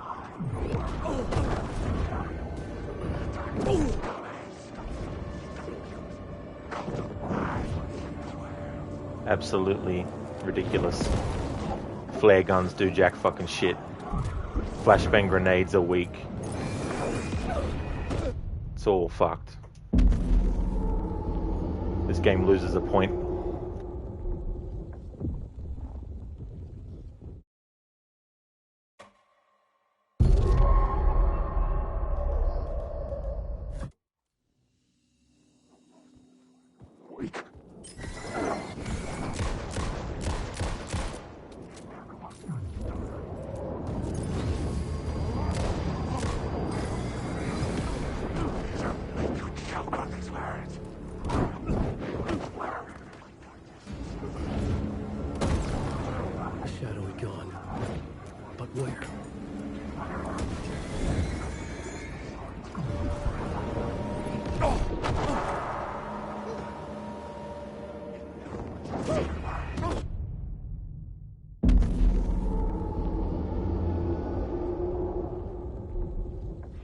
To the point where there's no point having these weapons at all if they're going to be so fucking weak.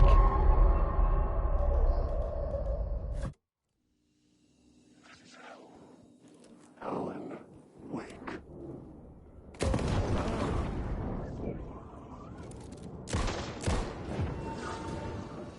The shadow moved too fast to see. Where had it gone?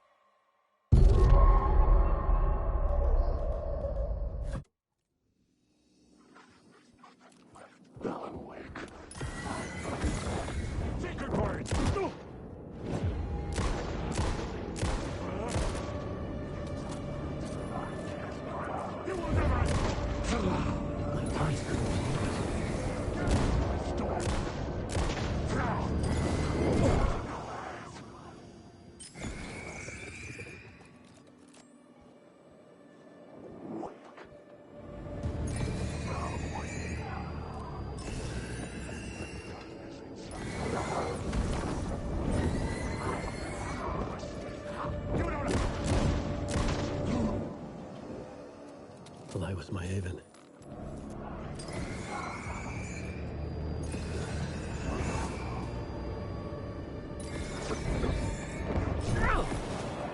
How many bursts of light do they fucking need in this game? This is fucked.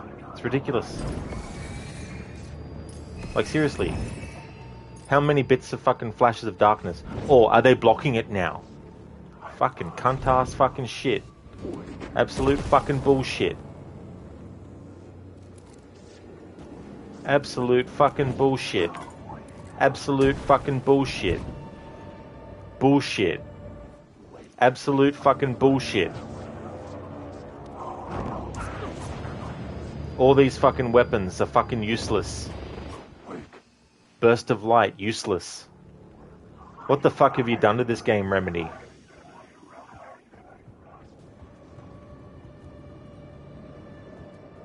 You fucked it up.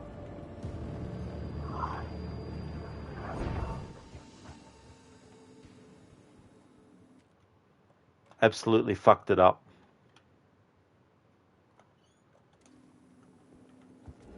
Absolutely fucked. Broken ass fucking bloody difficulty. I chose normal difficulty, not fucking nightmare mode.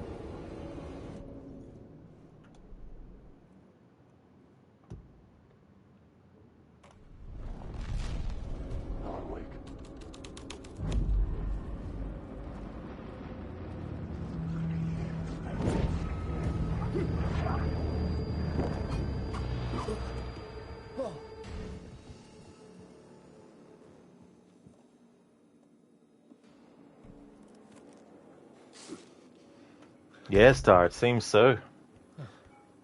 But yeah, the difficulty setting is not relevant to the actual one chosen.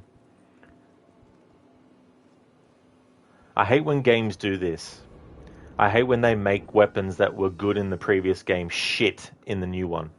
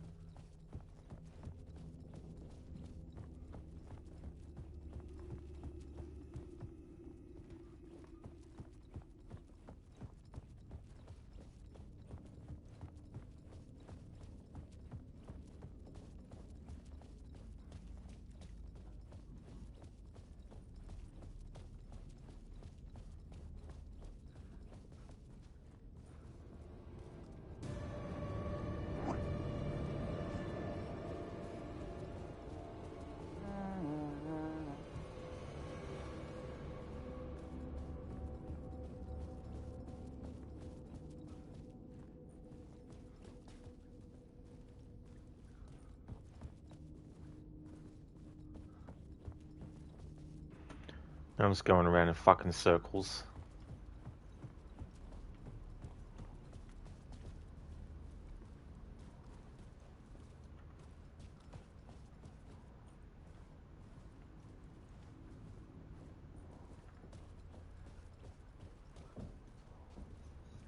Star, it'll be alright. There has to be a way even with crappy weapons.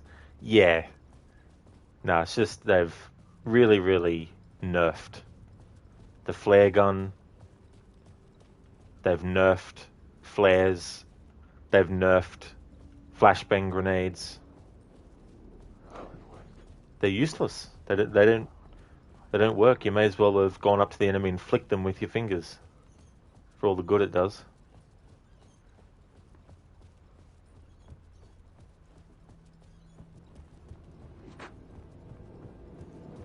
Plus these annoying enemies just keep on respawning all the fucking time.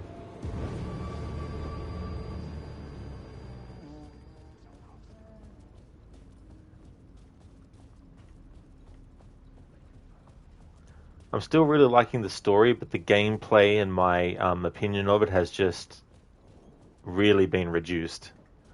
The first stream session, it was fine. Like, you know, there was nothing, but now it's just way too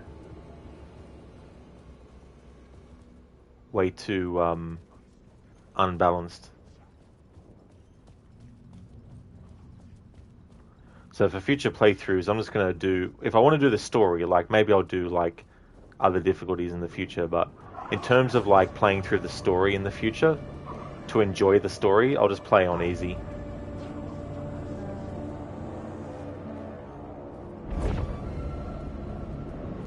Because otherwise it's just going to take the joy out of playing this game. no fucking thing left.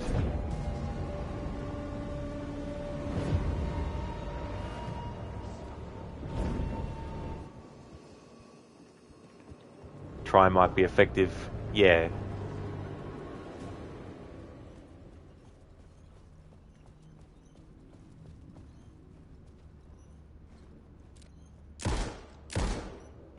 Those are strong plastic cups.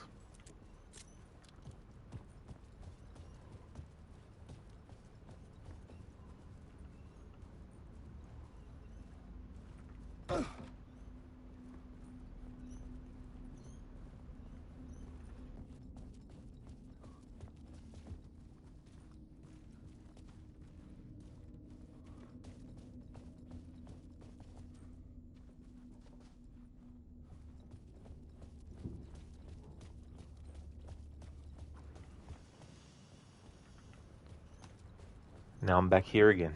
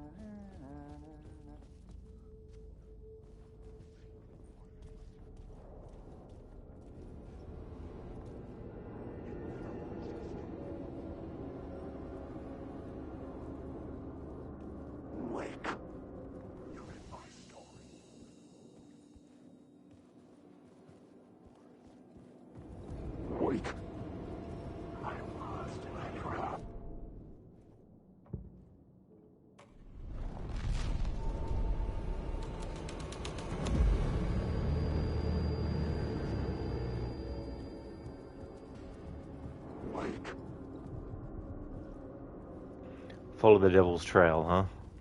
What trail? The blood that just leads me to the same places over and over again?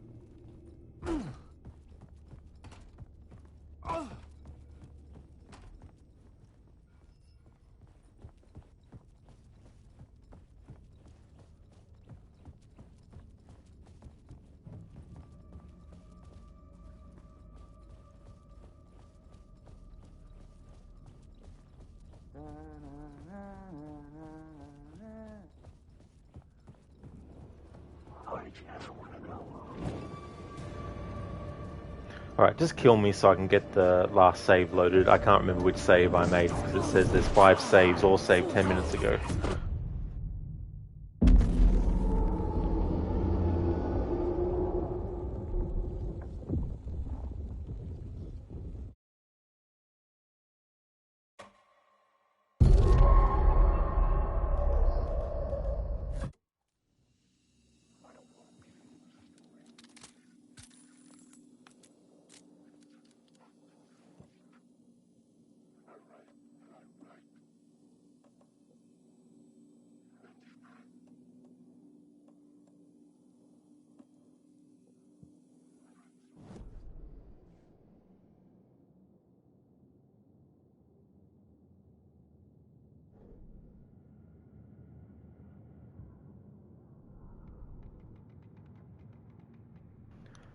This glitch again, where it's like, there's a new entry. Oh, but wait, we're also going to mark all the other things you've already listened to as a new entry too, just to confuse your ass. Hey there, Jeremy. How's things going?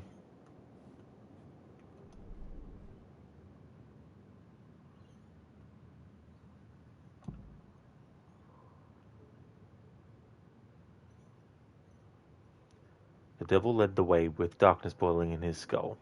The darkness emerged, coming to focus, in preparation of the horror show. The end of the story of the murder site, what horror lies waiting there. Alright. Let's see where that's supposed to be.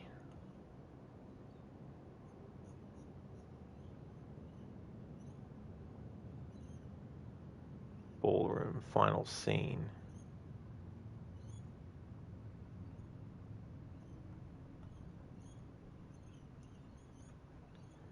Second floor hallway. You're going not too bad, Jeremy? Oh, that's cool. Sounds like you're enjoying the game. Not the difficulty spike and the nerfing of weapons from Alan Wake 1.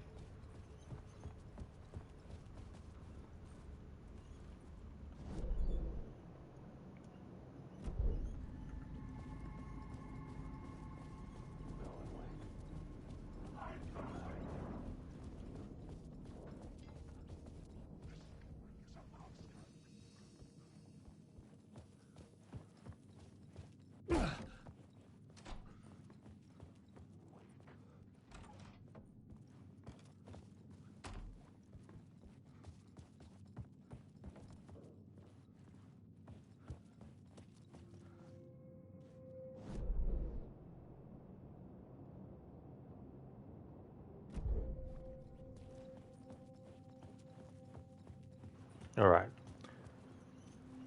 Final scene. Pre-show ritual. The darkness emerged, coming to focus.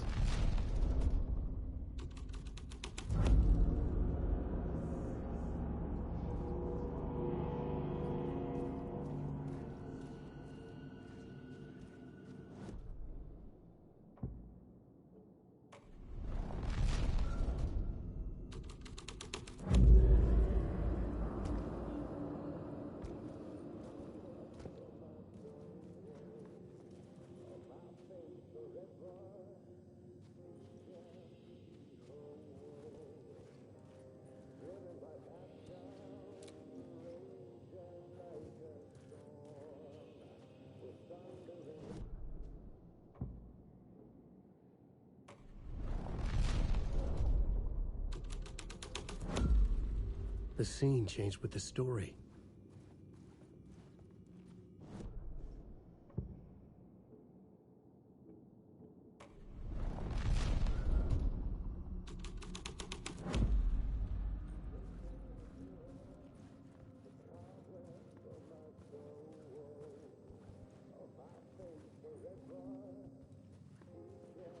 Jeremy, that makes sense. You'll need to watch your previous stream. You're jumping into the game kind of late.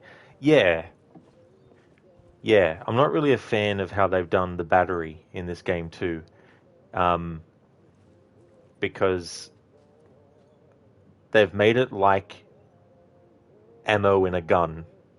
So shining the light on the enemy doesn't burn away their darkness anymore, like it did in Alan Wake 1. In Alan Wake 1, you didn't have to do the burst. You could just, if you wanted to save using the battery too fast, you could just basically aim the light at the enemy and the darkness would burn away.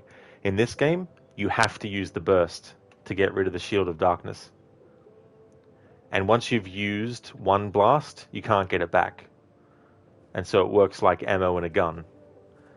When you're reloading the light, which happens automatically, you can't aim and shoot until the animation's finished. You can't reload and then stop the reload process by aiming your gun to shoot. And it's this thing of realism versus gameplay. When you're trying to find a balance between realism and gameplay, sometimes realism has to take a step back for gameplay. And so I don't care if it's unrealistic to start reloading your gun but then stop quickly and aim and shoot. I don't care if it's not realistic. It's a video game. That shit, it should be instant, stop the animation and then just do the unless there's no ammo left, obviously, but if you've got 5 shots left and you're reloading, you should be able to cancel the reload by aiming and shooting. So little things like that in video games in general that they need to stop doing. You're still a video game at the end of the day. So any realism you're trying to strive for needs to take a step back for gameplay sometimes. Certain elements need the gameplay more than the realism.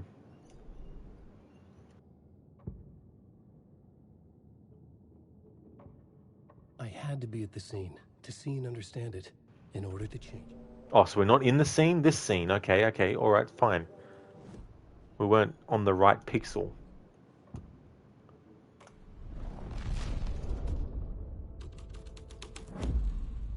And it keeps putting Alan back further than where I want him to be.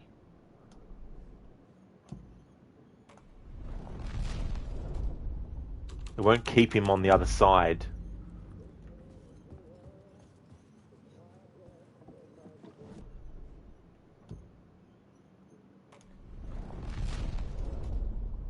See, it just puts Alan back further.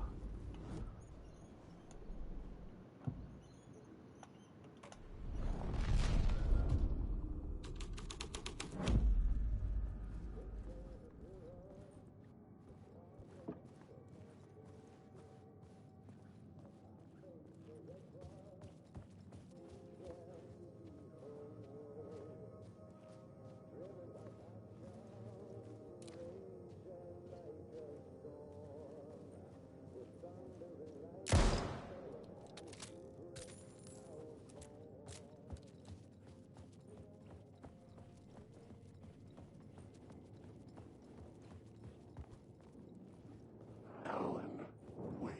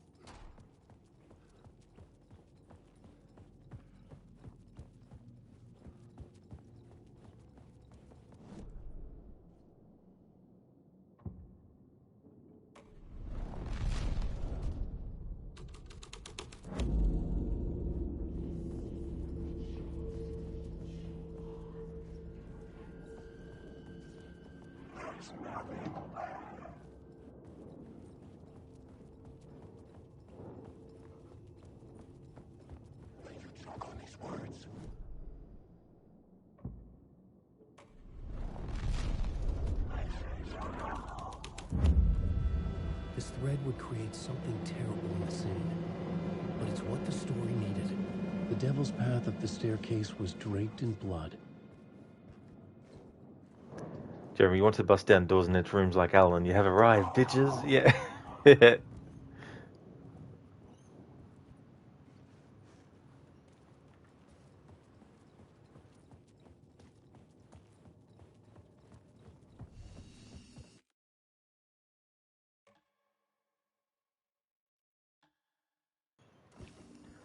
Okay, so this stream's going to be a short one. I'm not going to end it right now, but I will be ending it within the next 30 minutes.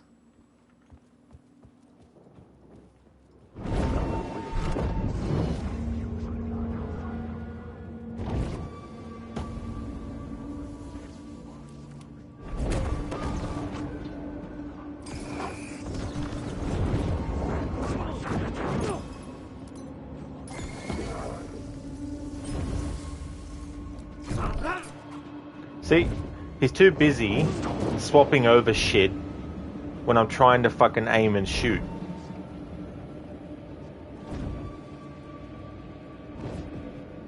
So he is. Like, I'm too fast for the game, basically. I'm too fast for it. It can't keep up with how fast I'm switching buttons to do different things.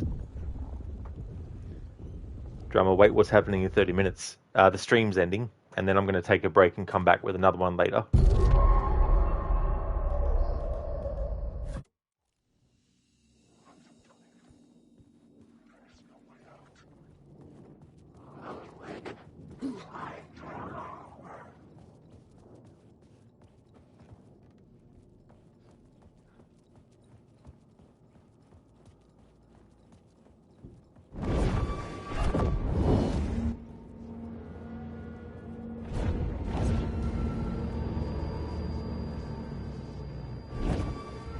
devil walked through the hotel, driving the whole place to hell with him.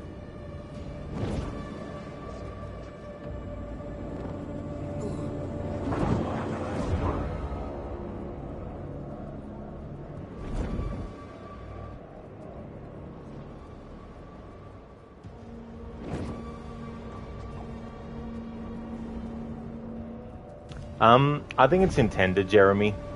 I think they wanted to make it so that you get punished for reloading your gun when there's an enemy in front of you, or reloading your light, or switching from using your light to your gun. You know, they want to punish you for the timing of when you do things. I felt the presence of a new idea here. Instead of being survival horror, it's fuck you horror. Where the game is purposely saying to the player at every turn, fuck you, fuck you. Mr. Scratch, if that's who the actor playing the devil was, had stayed in the hotel. Asking around at reception who got me a room number. 666. He had requested that room, specifically. The devil had a sense of humor. Or he really didn't. It was funny either way. According to the director, the actor hadn't mingled with the rest of the cast. He had only come out for the play, and always in character.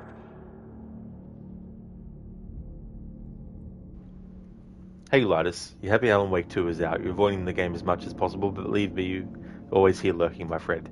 That's no worries at all, Lidus. Thank you so much for doing all the lurking. I'm looking to finish this game later today, but it looks like it's going to be tomorrow now, because this game is just kicking my ass. Yeah, Jeremy, I was only being half serious. I do feel that, you know, it's probably something that can be patched. But in terms of future playthroughs, when I want to just experience the story, I'm just going to play on easy mode.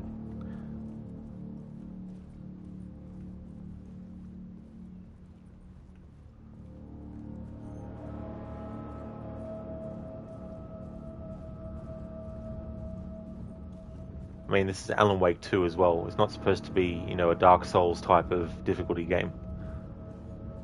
Which I don't mind if I know going into the game that's what it is. You know what I mean? Like, but now that I know that this game, even on normal, likes to fuck you over and make you, you know, really weak and your weapon's weak. But I feel it's because there's upgrades that you can get for your flashlight and all that, which is just, it's ridiculous. At the very least, make the skills that you can get for upgrades for, like, your flashlight be things like, how about when you actually use a burst of light, it doesn't actually use a tank of your battery, you know? So essentially you get 2 bursts each tank. That kind of stuff. Like if we have a look at the upgrades that you can get, you've got upgrades for specific categories, so lamp. And this is where it comes into play, where things like your flashlight are nerfed in this game to make way for the skills that you need to get.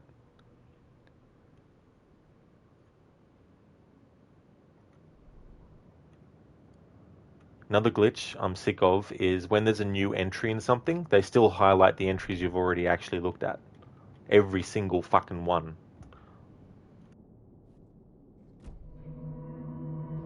Thanks for the good luck wishes, Lidus.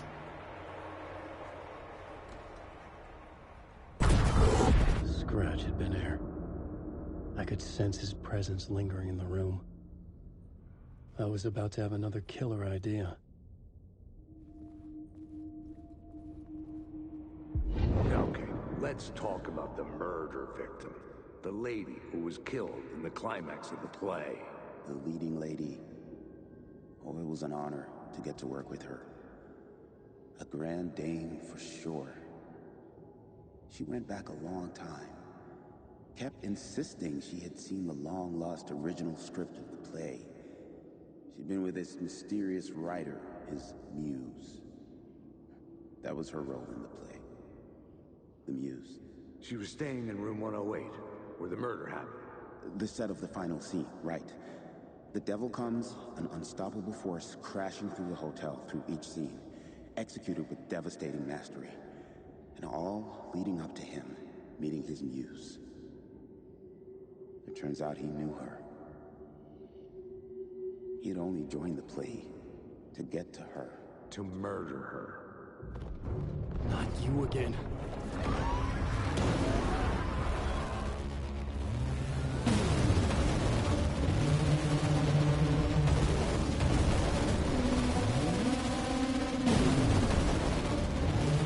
Shit.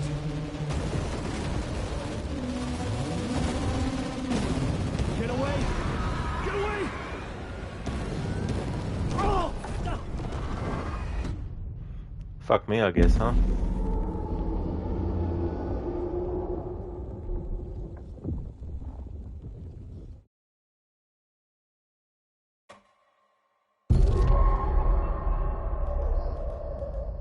Not you again.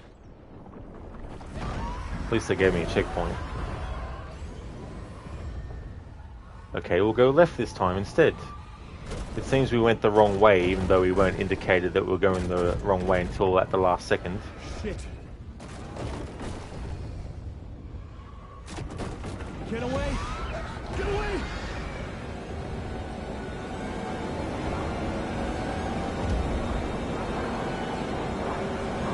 Get the fuck away from me!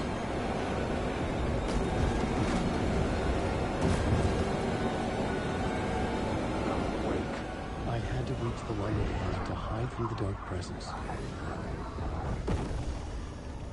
Made it. I made it. The dark presence had come for me. Drawn to the story I was writing as it grew darker.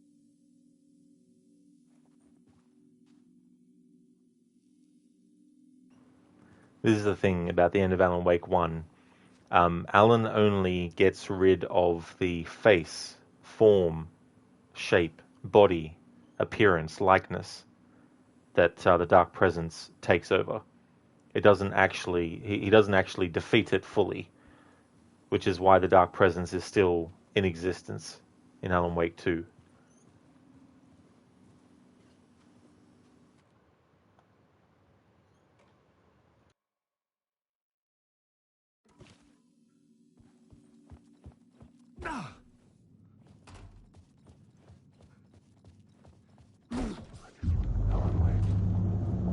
The muse was the murder victim. The final scene took place in room 108. Wake. Wake.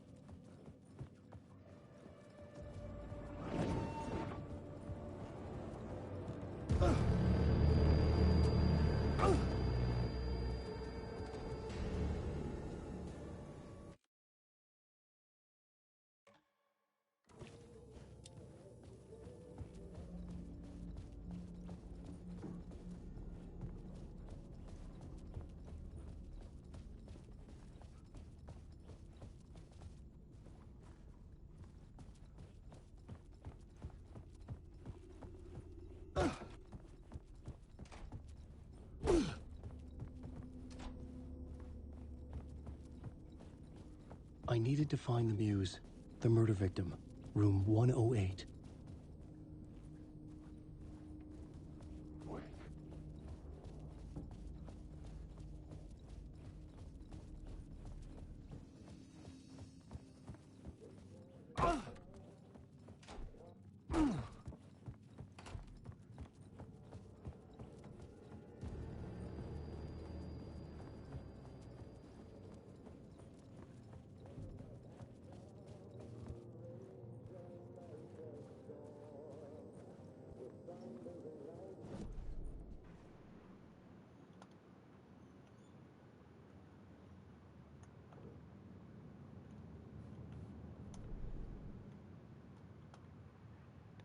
Play of shadows. The devil was summoned. The murderer, Scratch, lurking behind the cult. Oh, yeah, I've already read that. Oh, look. There's some things that we've missed. Oh, wait. The majority of them we've already covered. Why is this doing this? I know why. Because there's a glitch. Whenever you come across a new entry, it likes to tell you about all the other entries. Even though you've already looked at them. It puts the mark next to them as if you hadn't looked at them before. The last 500 fucking times. Climax. The awful finale. The site of a ritualistic murder.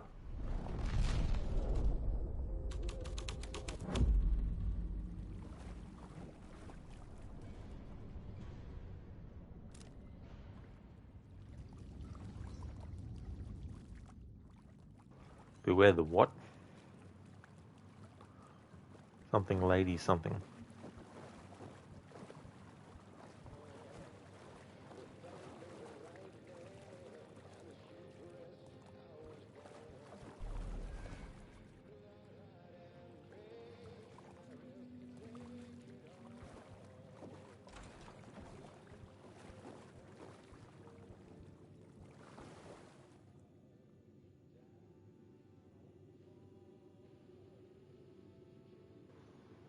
Lost on the shore between the forest and the ocean, the owl and the deer, reflected in motion. In his room he will hurt her, in hers he is caught. His story ends, her story does not. This is the ritual to lead you on. Your friends will meet him when you are gone.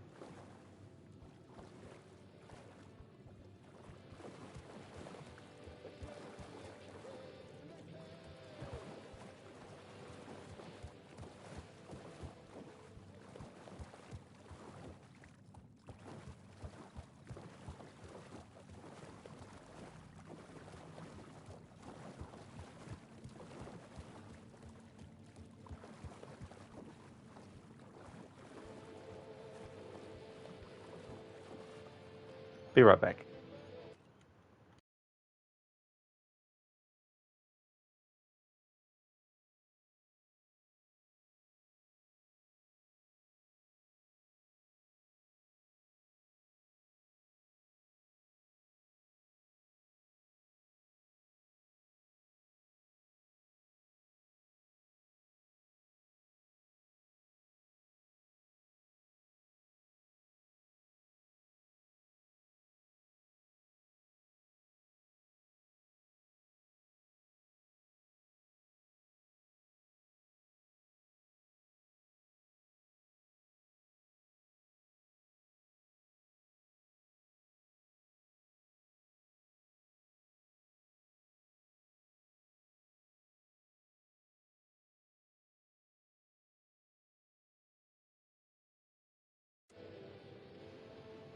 Oh yeah, Jeremy, the graphics do look great.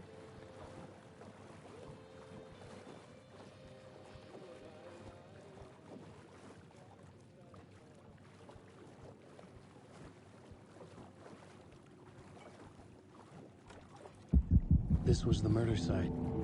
There was a record at the bottom of the bathtub, beneath the body. Somehow it was important.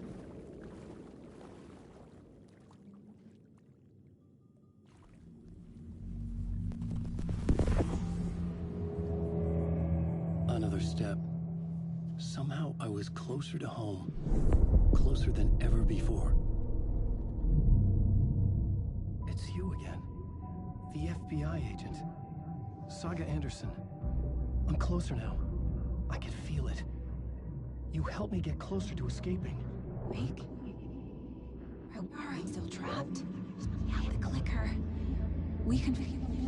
You know about the clicker. It can help us. I destroyed the dark presence with it last time. You can help. You can find it. You must find it. I can get it to you. I have to understand. Did you write the story? Alice is in danger. I have to stop Scratch. I have to find Return. I need to get back to my apartment. I'm writing a story to get through. Initiation. It's the only way. The story. You can do that. You can write out...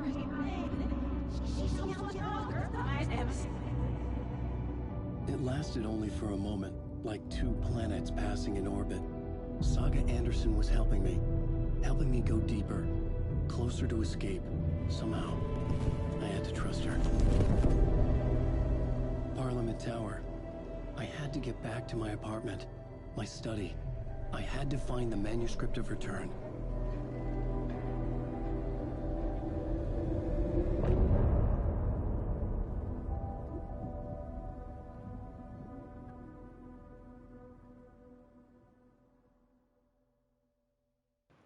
I like there's a little bit of the love theme between Alan and Alice that played there.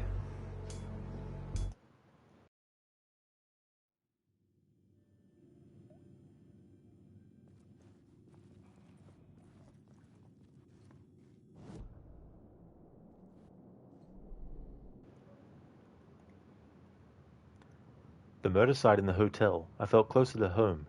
Saga Anderson had helped me from the other side. She needed the clicker. She wanted me to write more. Hotel murder site. Anderson helps.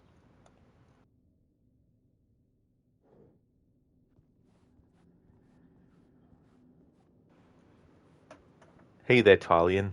Welcome on in. G to the Dark Falls M. How is everything? Not too bad. This game has been annoying me though. They've nerfed the flare, and they've nerfed the flare gun, and they've nerfed the flash grenades. So they're pretty much useless against enemies. You may as well just try and sneeze on them to do damage in that respect. Plus, I'm playing on normal, but it feels like I'm playing on hard. So I think there's some balancing issues with the difficulties. If it's annoying on normal, I can't imagine how annoying it is on hard. Well, that sounds helpful. Yeah, it's kind of lowered my liking of this game a little bit. The story and everything else, like, chef's kiss, like, absolutely. But the gameplay is starting to let this game down in terms of, like, combat. Plus, when Alan is reloading his weapon, you can't use the light quickly enough. Same with the light if you're reloading the battery. The game doesn't like you pressing the buttons too quickly either. You have to press the button to shine the light, wait for the animation to finish, then aim, and then shoot.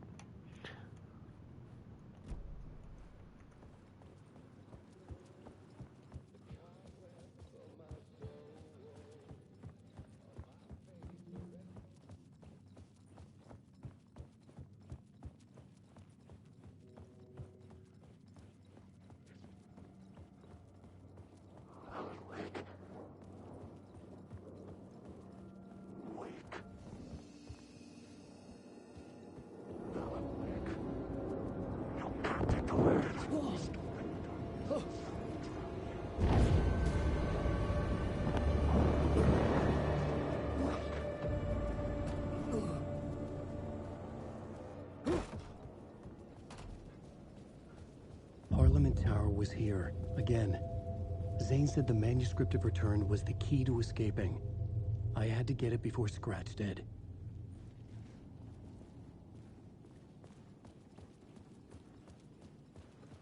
Tylian, how's things going with you? Sorry, I forgot to ask. How far into the game do you think you are? I had a look at how many chapters there are, and I still have a fair bit of game left to go, so I think it won't be until tomorrow that I finish it.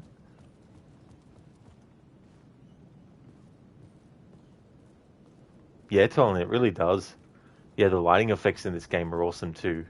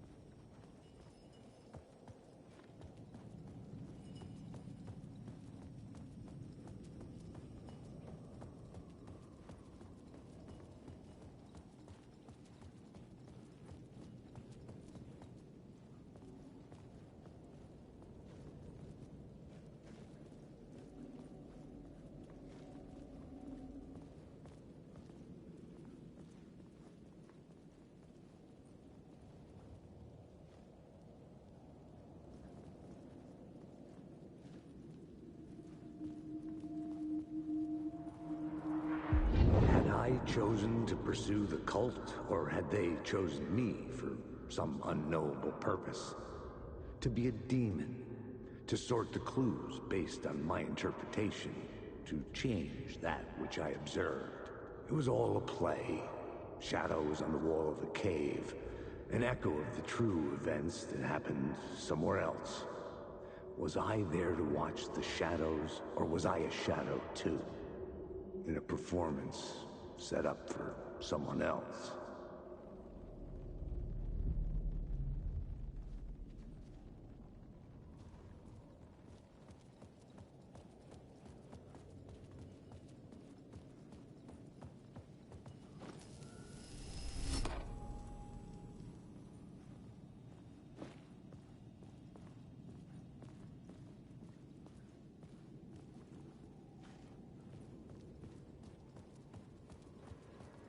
Tylen, it's all good. Yeah, things are going great. Started the new job last week and things are already improving. You finally got some more free time now, which means you can start playing games again.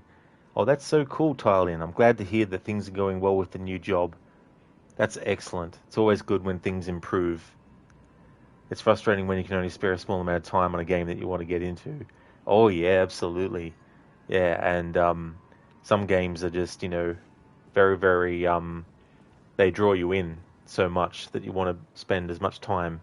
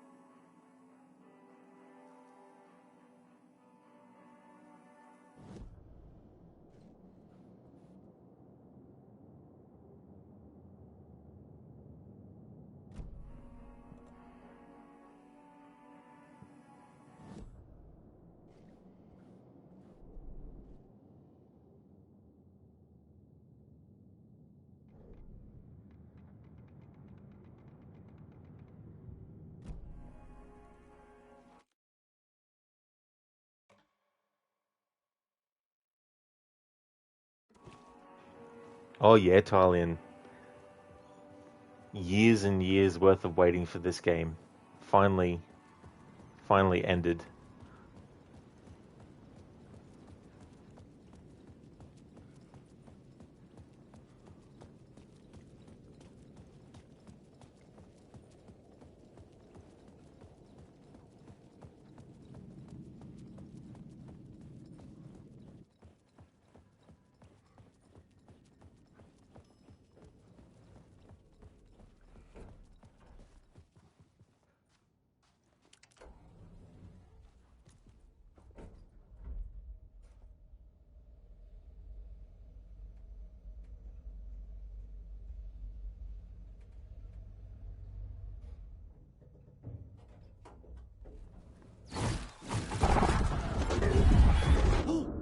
Go to hell!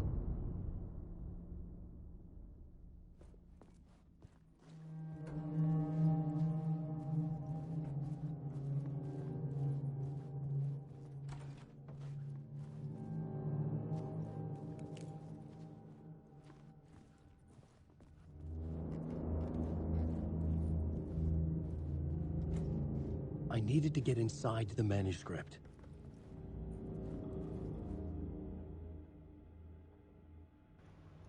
Yeah, Tylen. Yeah, there's been some control references. Quite a few of them. How is everything? Barry Wheeler from 4 months ago to Alice Wake. Hey Alice, everything good with you back home? Just checking in. Tried to call but couldn't reach you. You're probably just deep in your creative process. I know how you artists get when you're in the middle of your projects. Everything else disappears. Thank you for the glitch game. If you call back and can't reach me, I'm doing whatever it is an executive producer is supposed to do. Still a mystery to me. Oh, and if you want me to help with anything business related to your exhibition, just say the word. Your pal, Barry.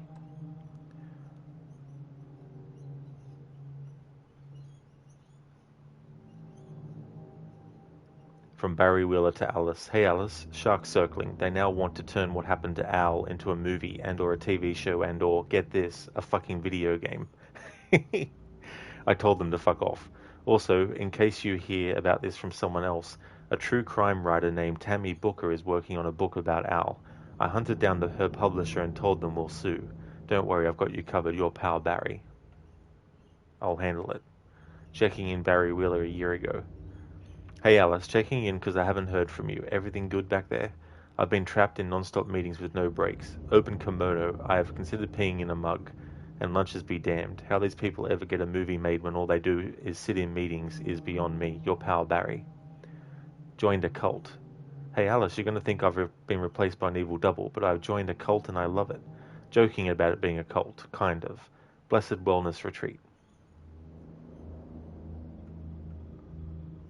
This scroll glitch is doing my head in. Working with Al or the Andersons was tough sometimes, but these movie biz types are insane. My stress levels were through the roof, but then I was tipped off about the retreat. The best decision I ever made. I've never felt this good and well healthy. The guy who runs this place, Chester, is a goddamn miracle worker, not a wacko in any way. I know you think I'm full of shit, but I've lost a ton of weight. You wouldn't recognize me.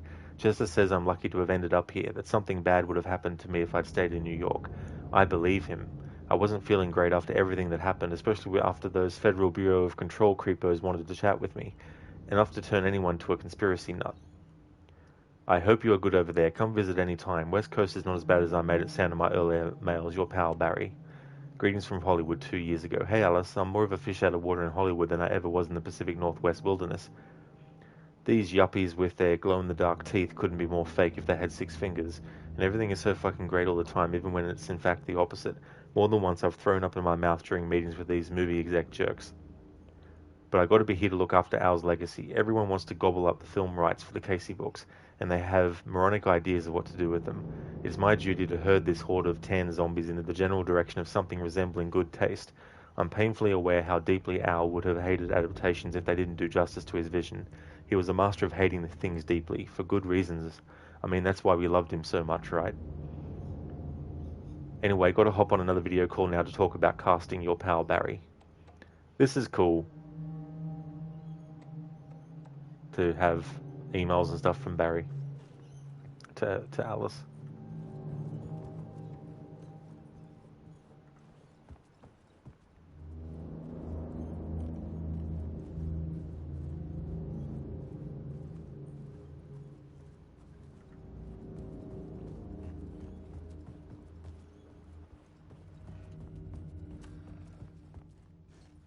For months after Ellen died, I didn't leave the apartment.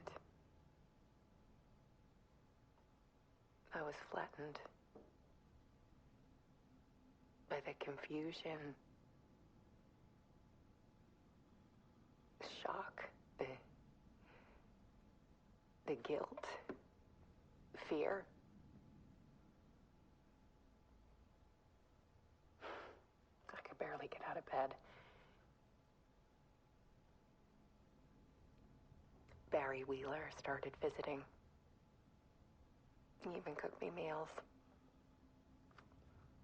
I couldn't stand the guy when I first met him, but he's a better friend than I gave him credit for.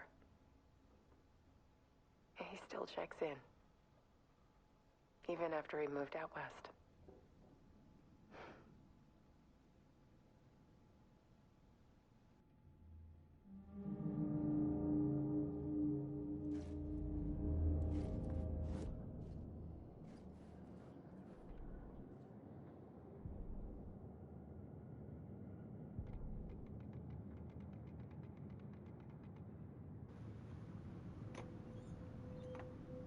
Harbinger, how soon are you having your Tuesday break? Very soon. Just finding a good spot to stop. Is it meant to be doing that? I don't think it is, Tylian, no. Hopefully they can fix it up. Yeah, drama, yuppies. Like how Barry said that. AC, and if you use tacos wrenching on styrofoam aeroplanes on Tuesdays, then when you see the fireworks display, you'll be better prepared to understanding the idea of, but maybe when you walk in the rain, your shoes get dry using kittens as hairdryers. Which is weird because there aren't cougars in missions, but there's balloons in the walls of dog houses when dragons took control of Asgard, becoming hotels in California, not passing go, but instead collecting raindrops. instead of $200,000, and giant anvils with Acme written on them fell out of the sky, crushing marbles like stone. How's it going, AC?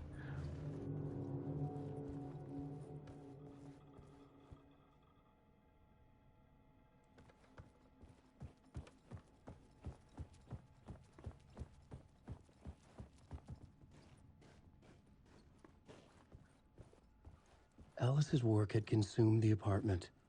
Her whole life.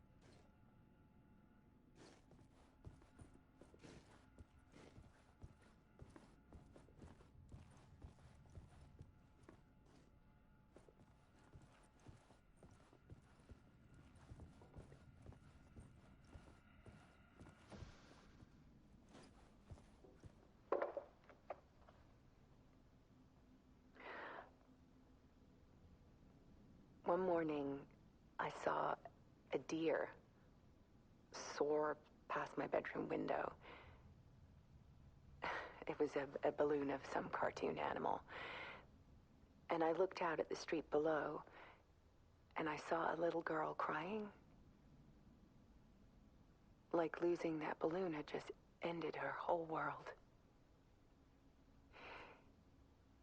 It was the perfect image of the horror of caring.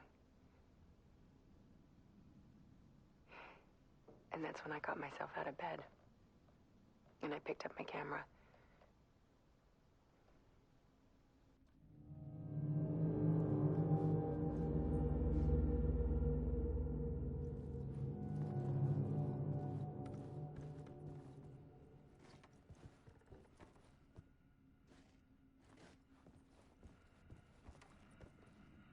AC, it goes like a herd of tortoises stampeding through molasses and peanut butter. Hashtag slow and steady. Definitely sounds very slow. But maybe not slow enough that a snail couldn't just run past it.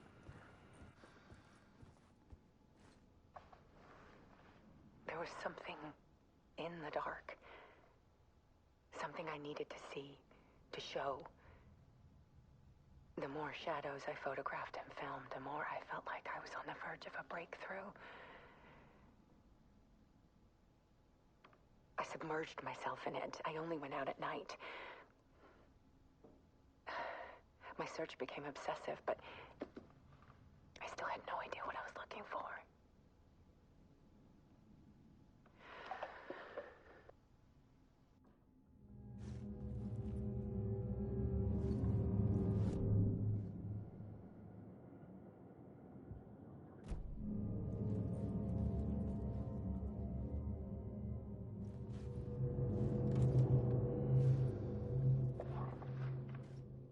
There's a world hidden behind ours. A dark tide ebbing and flowing against reality. Faces in the shadows.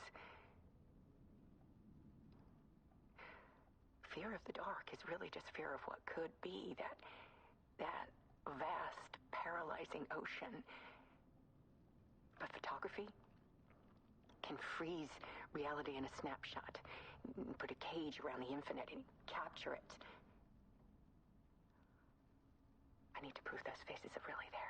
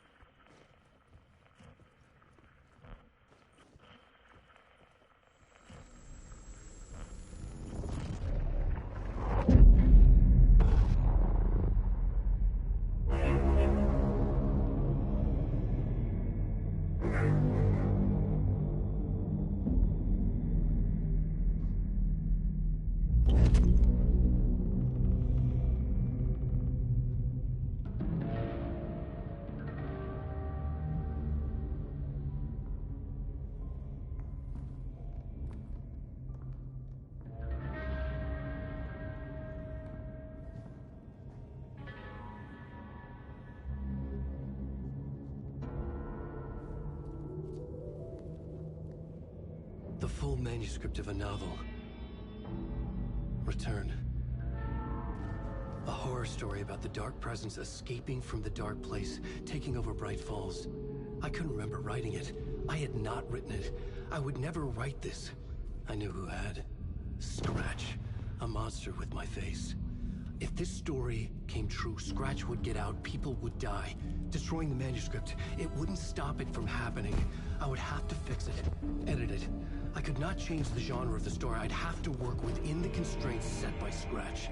I needed someone in the story to fight the darkness. Saga Anderson. I kept seeing her in my visions.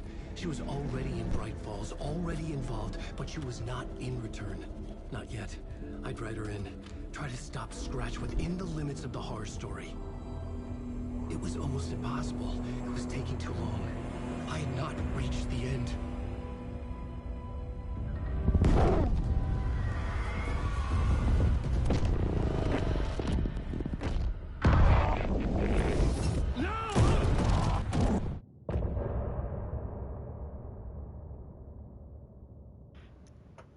Okay, so it's Alan who's been scratching out things and editing them. It hasn't been Scratch. This whole time it has been implied that it was Scratch doing the editing. But Scratch ended up writing the full manuscript, and Alan himself has gone through and done some editing and created the character of Saga Anderson and brought her into it.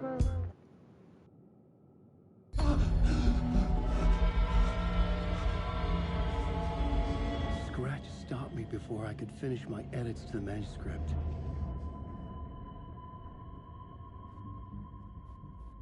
The memory of my edits was already fading. Terrible things would happen if the manuscript came true. Scratch was there, at Parliament Tower, undoing my work. He could use the story to escape. He could go after Alice.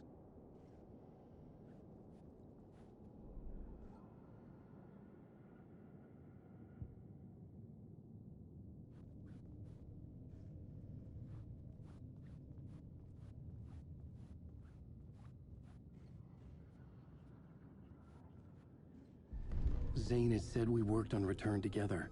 That was a lie. Scratch wrote Return. I would pay Zane another visit.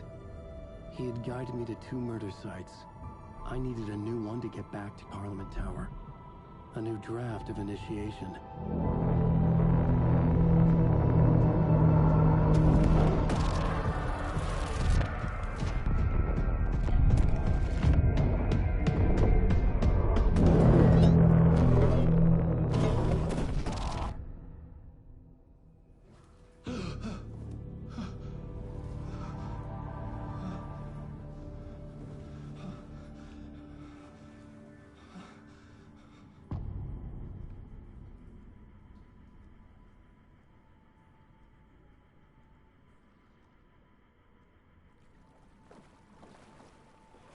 Alright, this is the perfect point to switch to Saga so that in the next stream after my break we can continue on, but switching to Saga.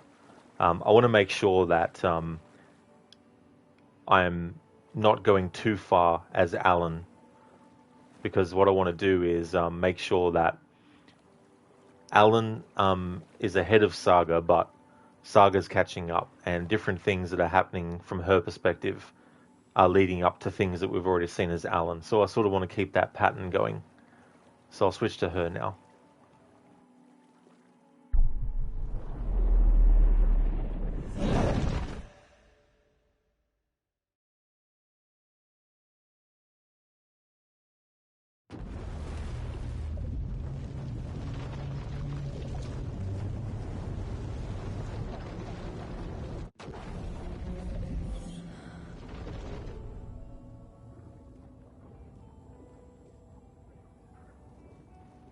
And we'll make a save here.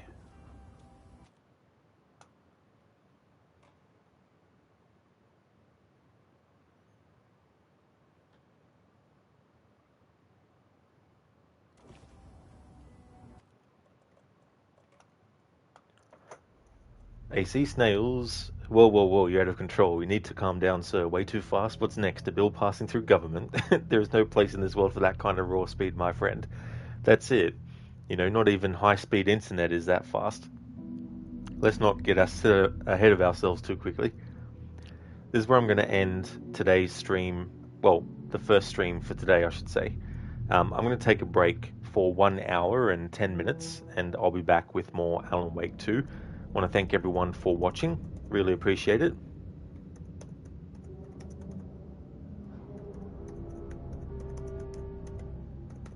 Would like to recommend people check out Litus, AC, and Tylian. Litus is a big fan of retro stuff. He plays a lot of fighting games. He's a big fan of Mortal Kombat, but he also plays Streets of Rage, Tekken, and Street Fighter as well. AC is playing through Dishonored 2, and Tylian is a fan of third-person action games like Alan Wake, Control, and Star Wars Jedi Fallen Order. So highly recommend checking out those 3 streamers. They're really, really good. And also want to recommend people check out Shin, who is playing through Cyberpunk 2077. He's also a fan of JRPGs and MMORPGs as well. So thank you so much for watching. For those who can't make it to the next stream, that's completely fine. I anticipate that I won't be finishing the game until tomorrow. So most likely after the second stream today for my Tuesday, the next stream will be Wednesday. And looking to finish the game tomorrow. We made a lot of good progress with Alan. Saga is only up to her 3rd chapter. So I want to play as her in the next stream and get hers further along as well. Thanks for watching, and I'll be back in 1 hour and 10 minutes with more Alan Wake 2.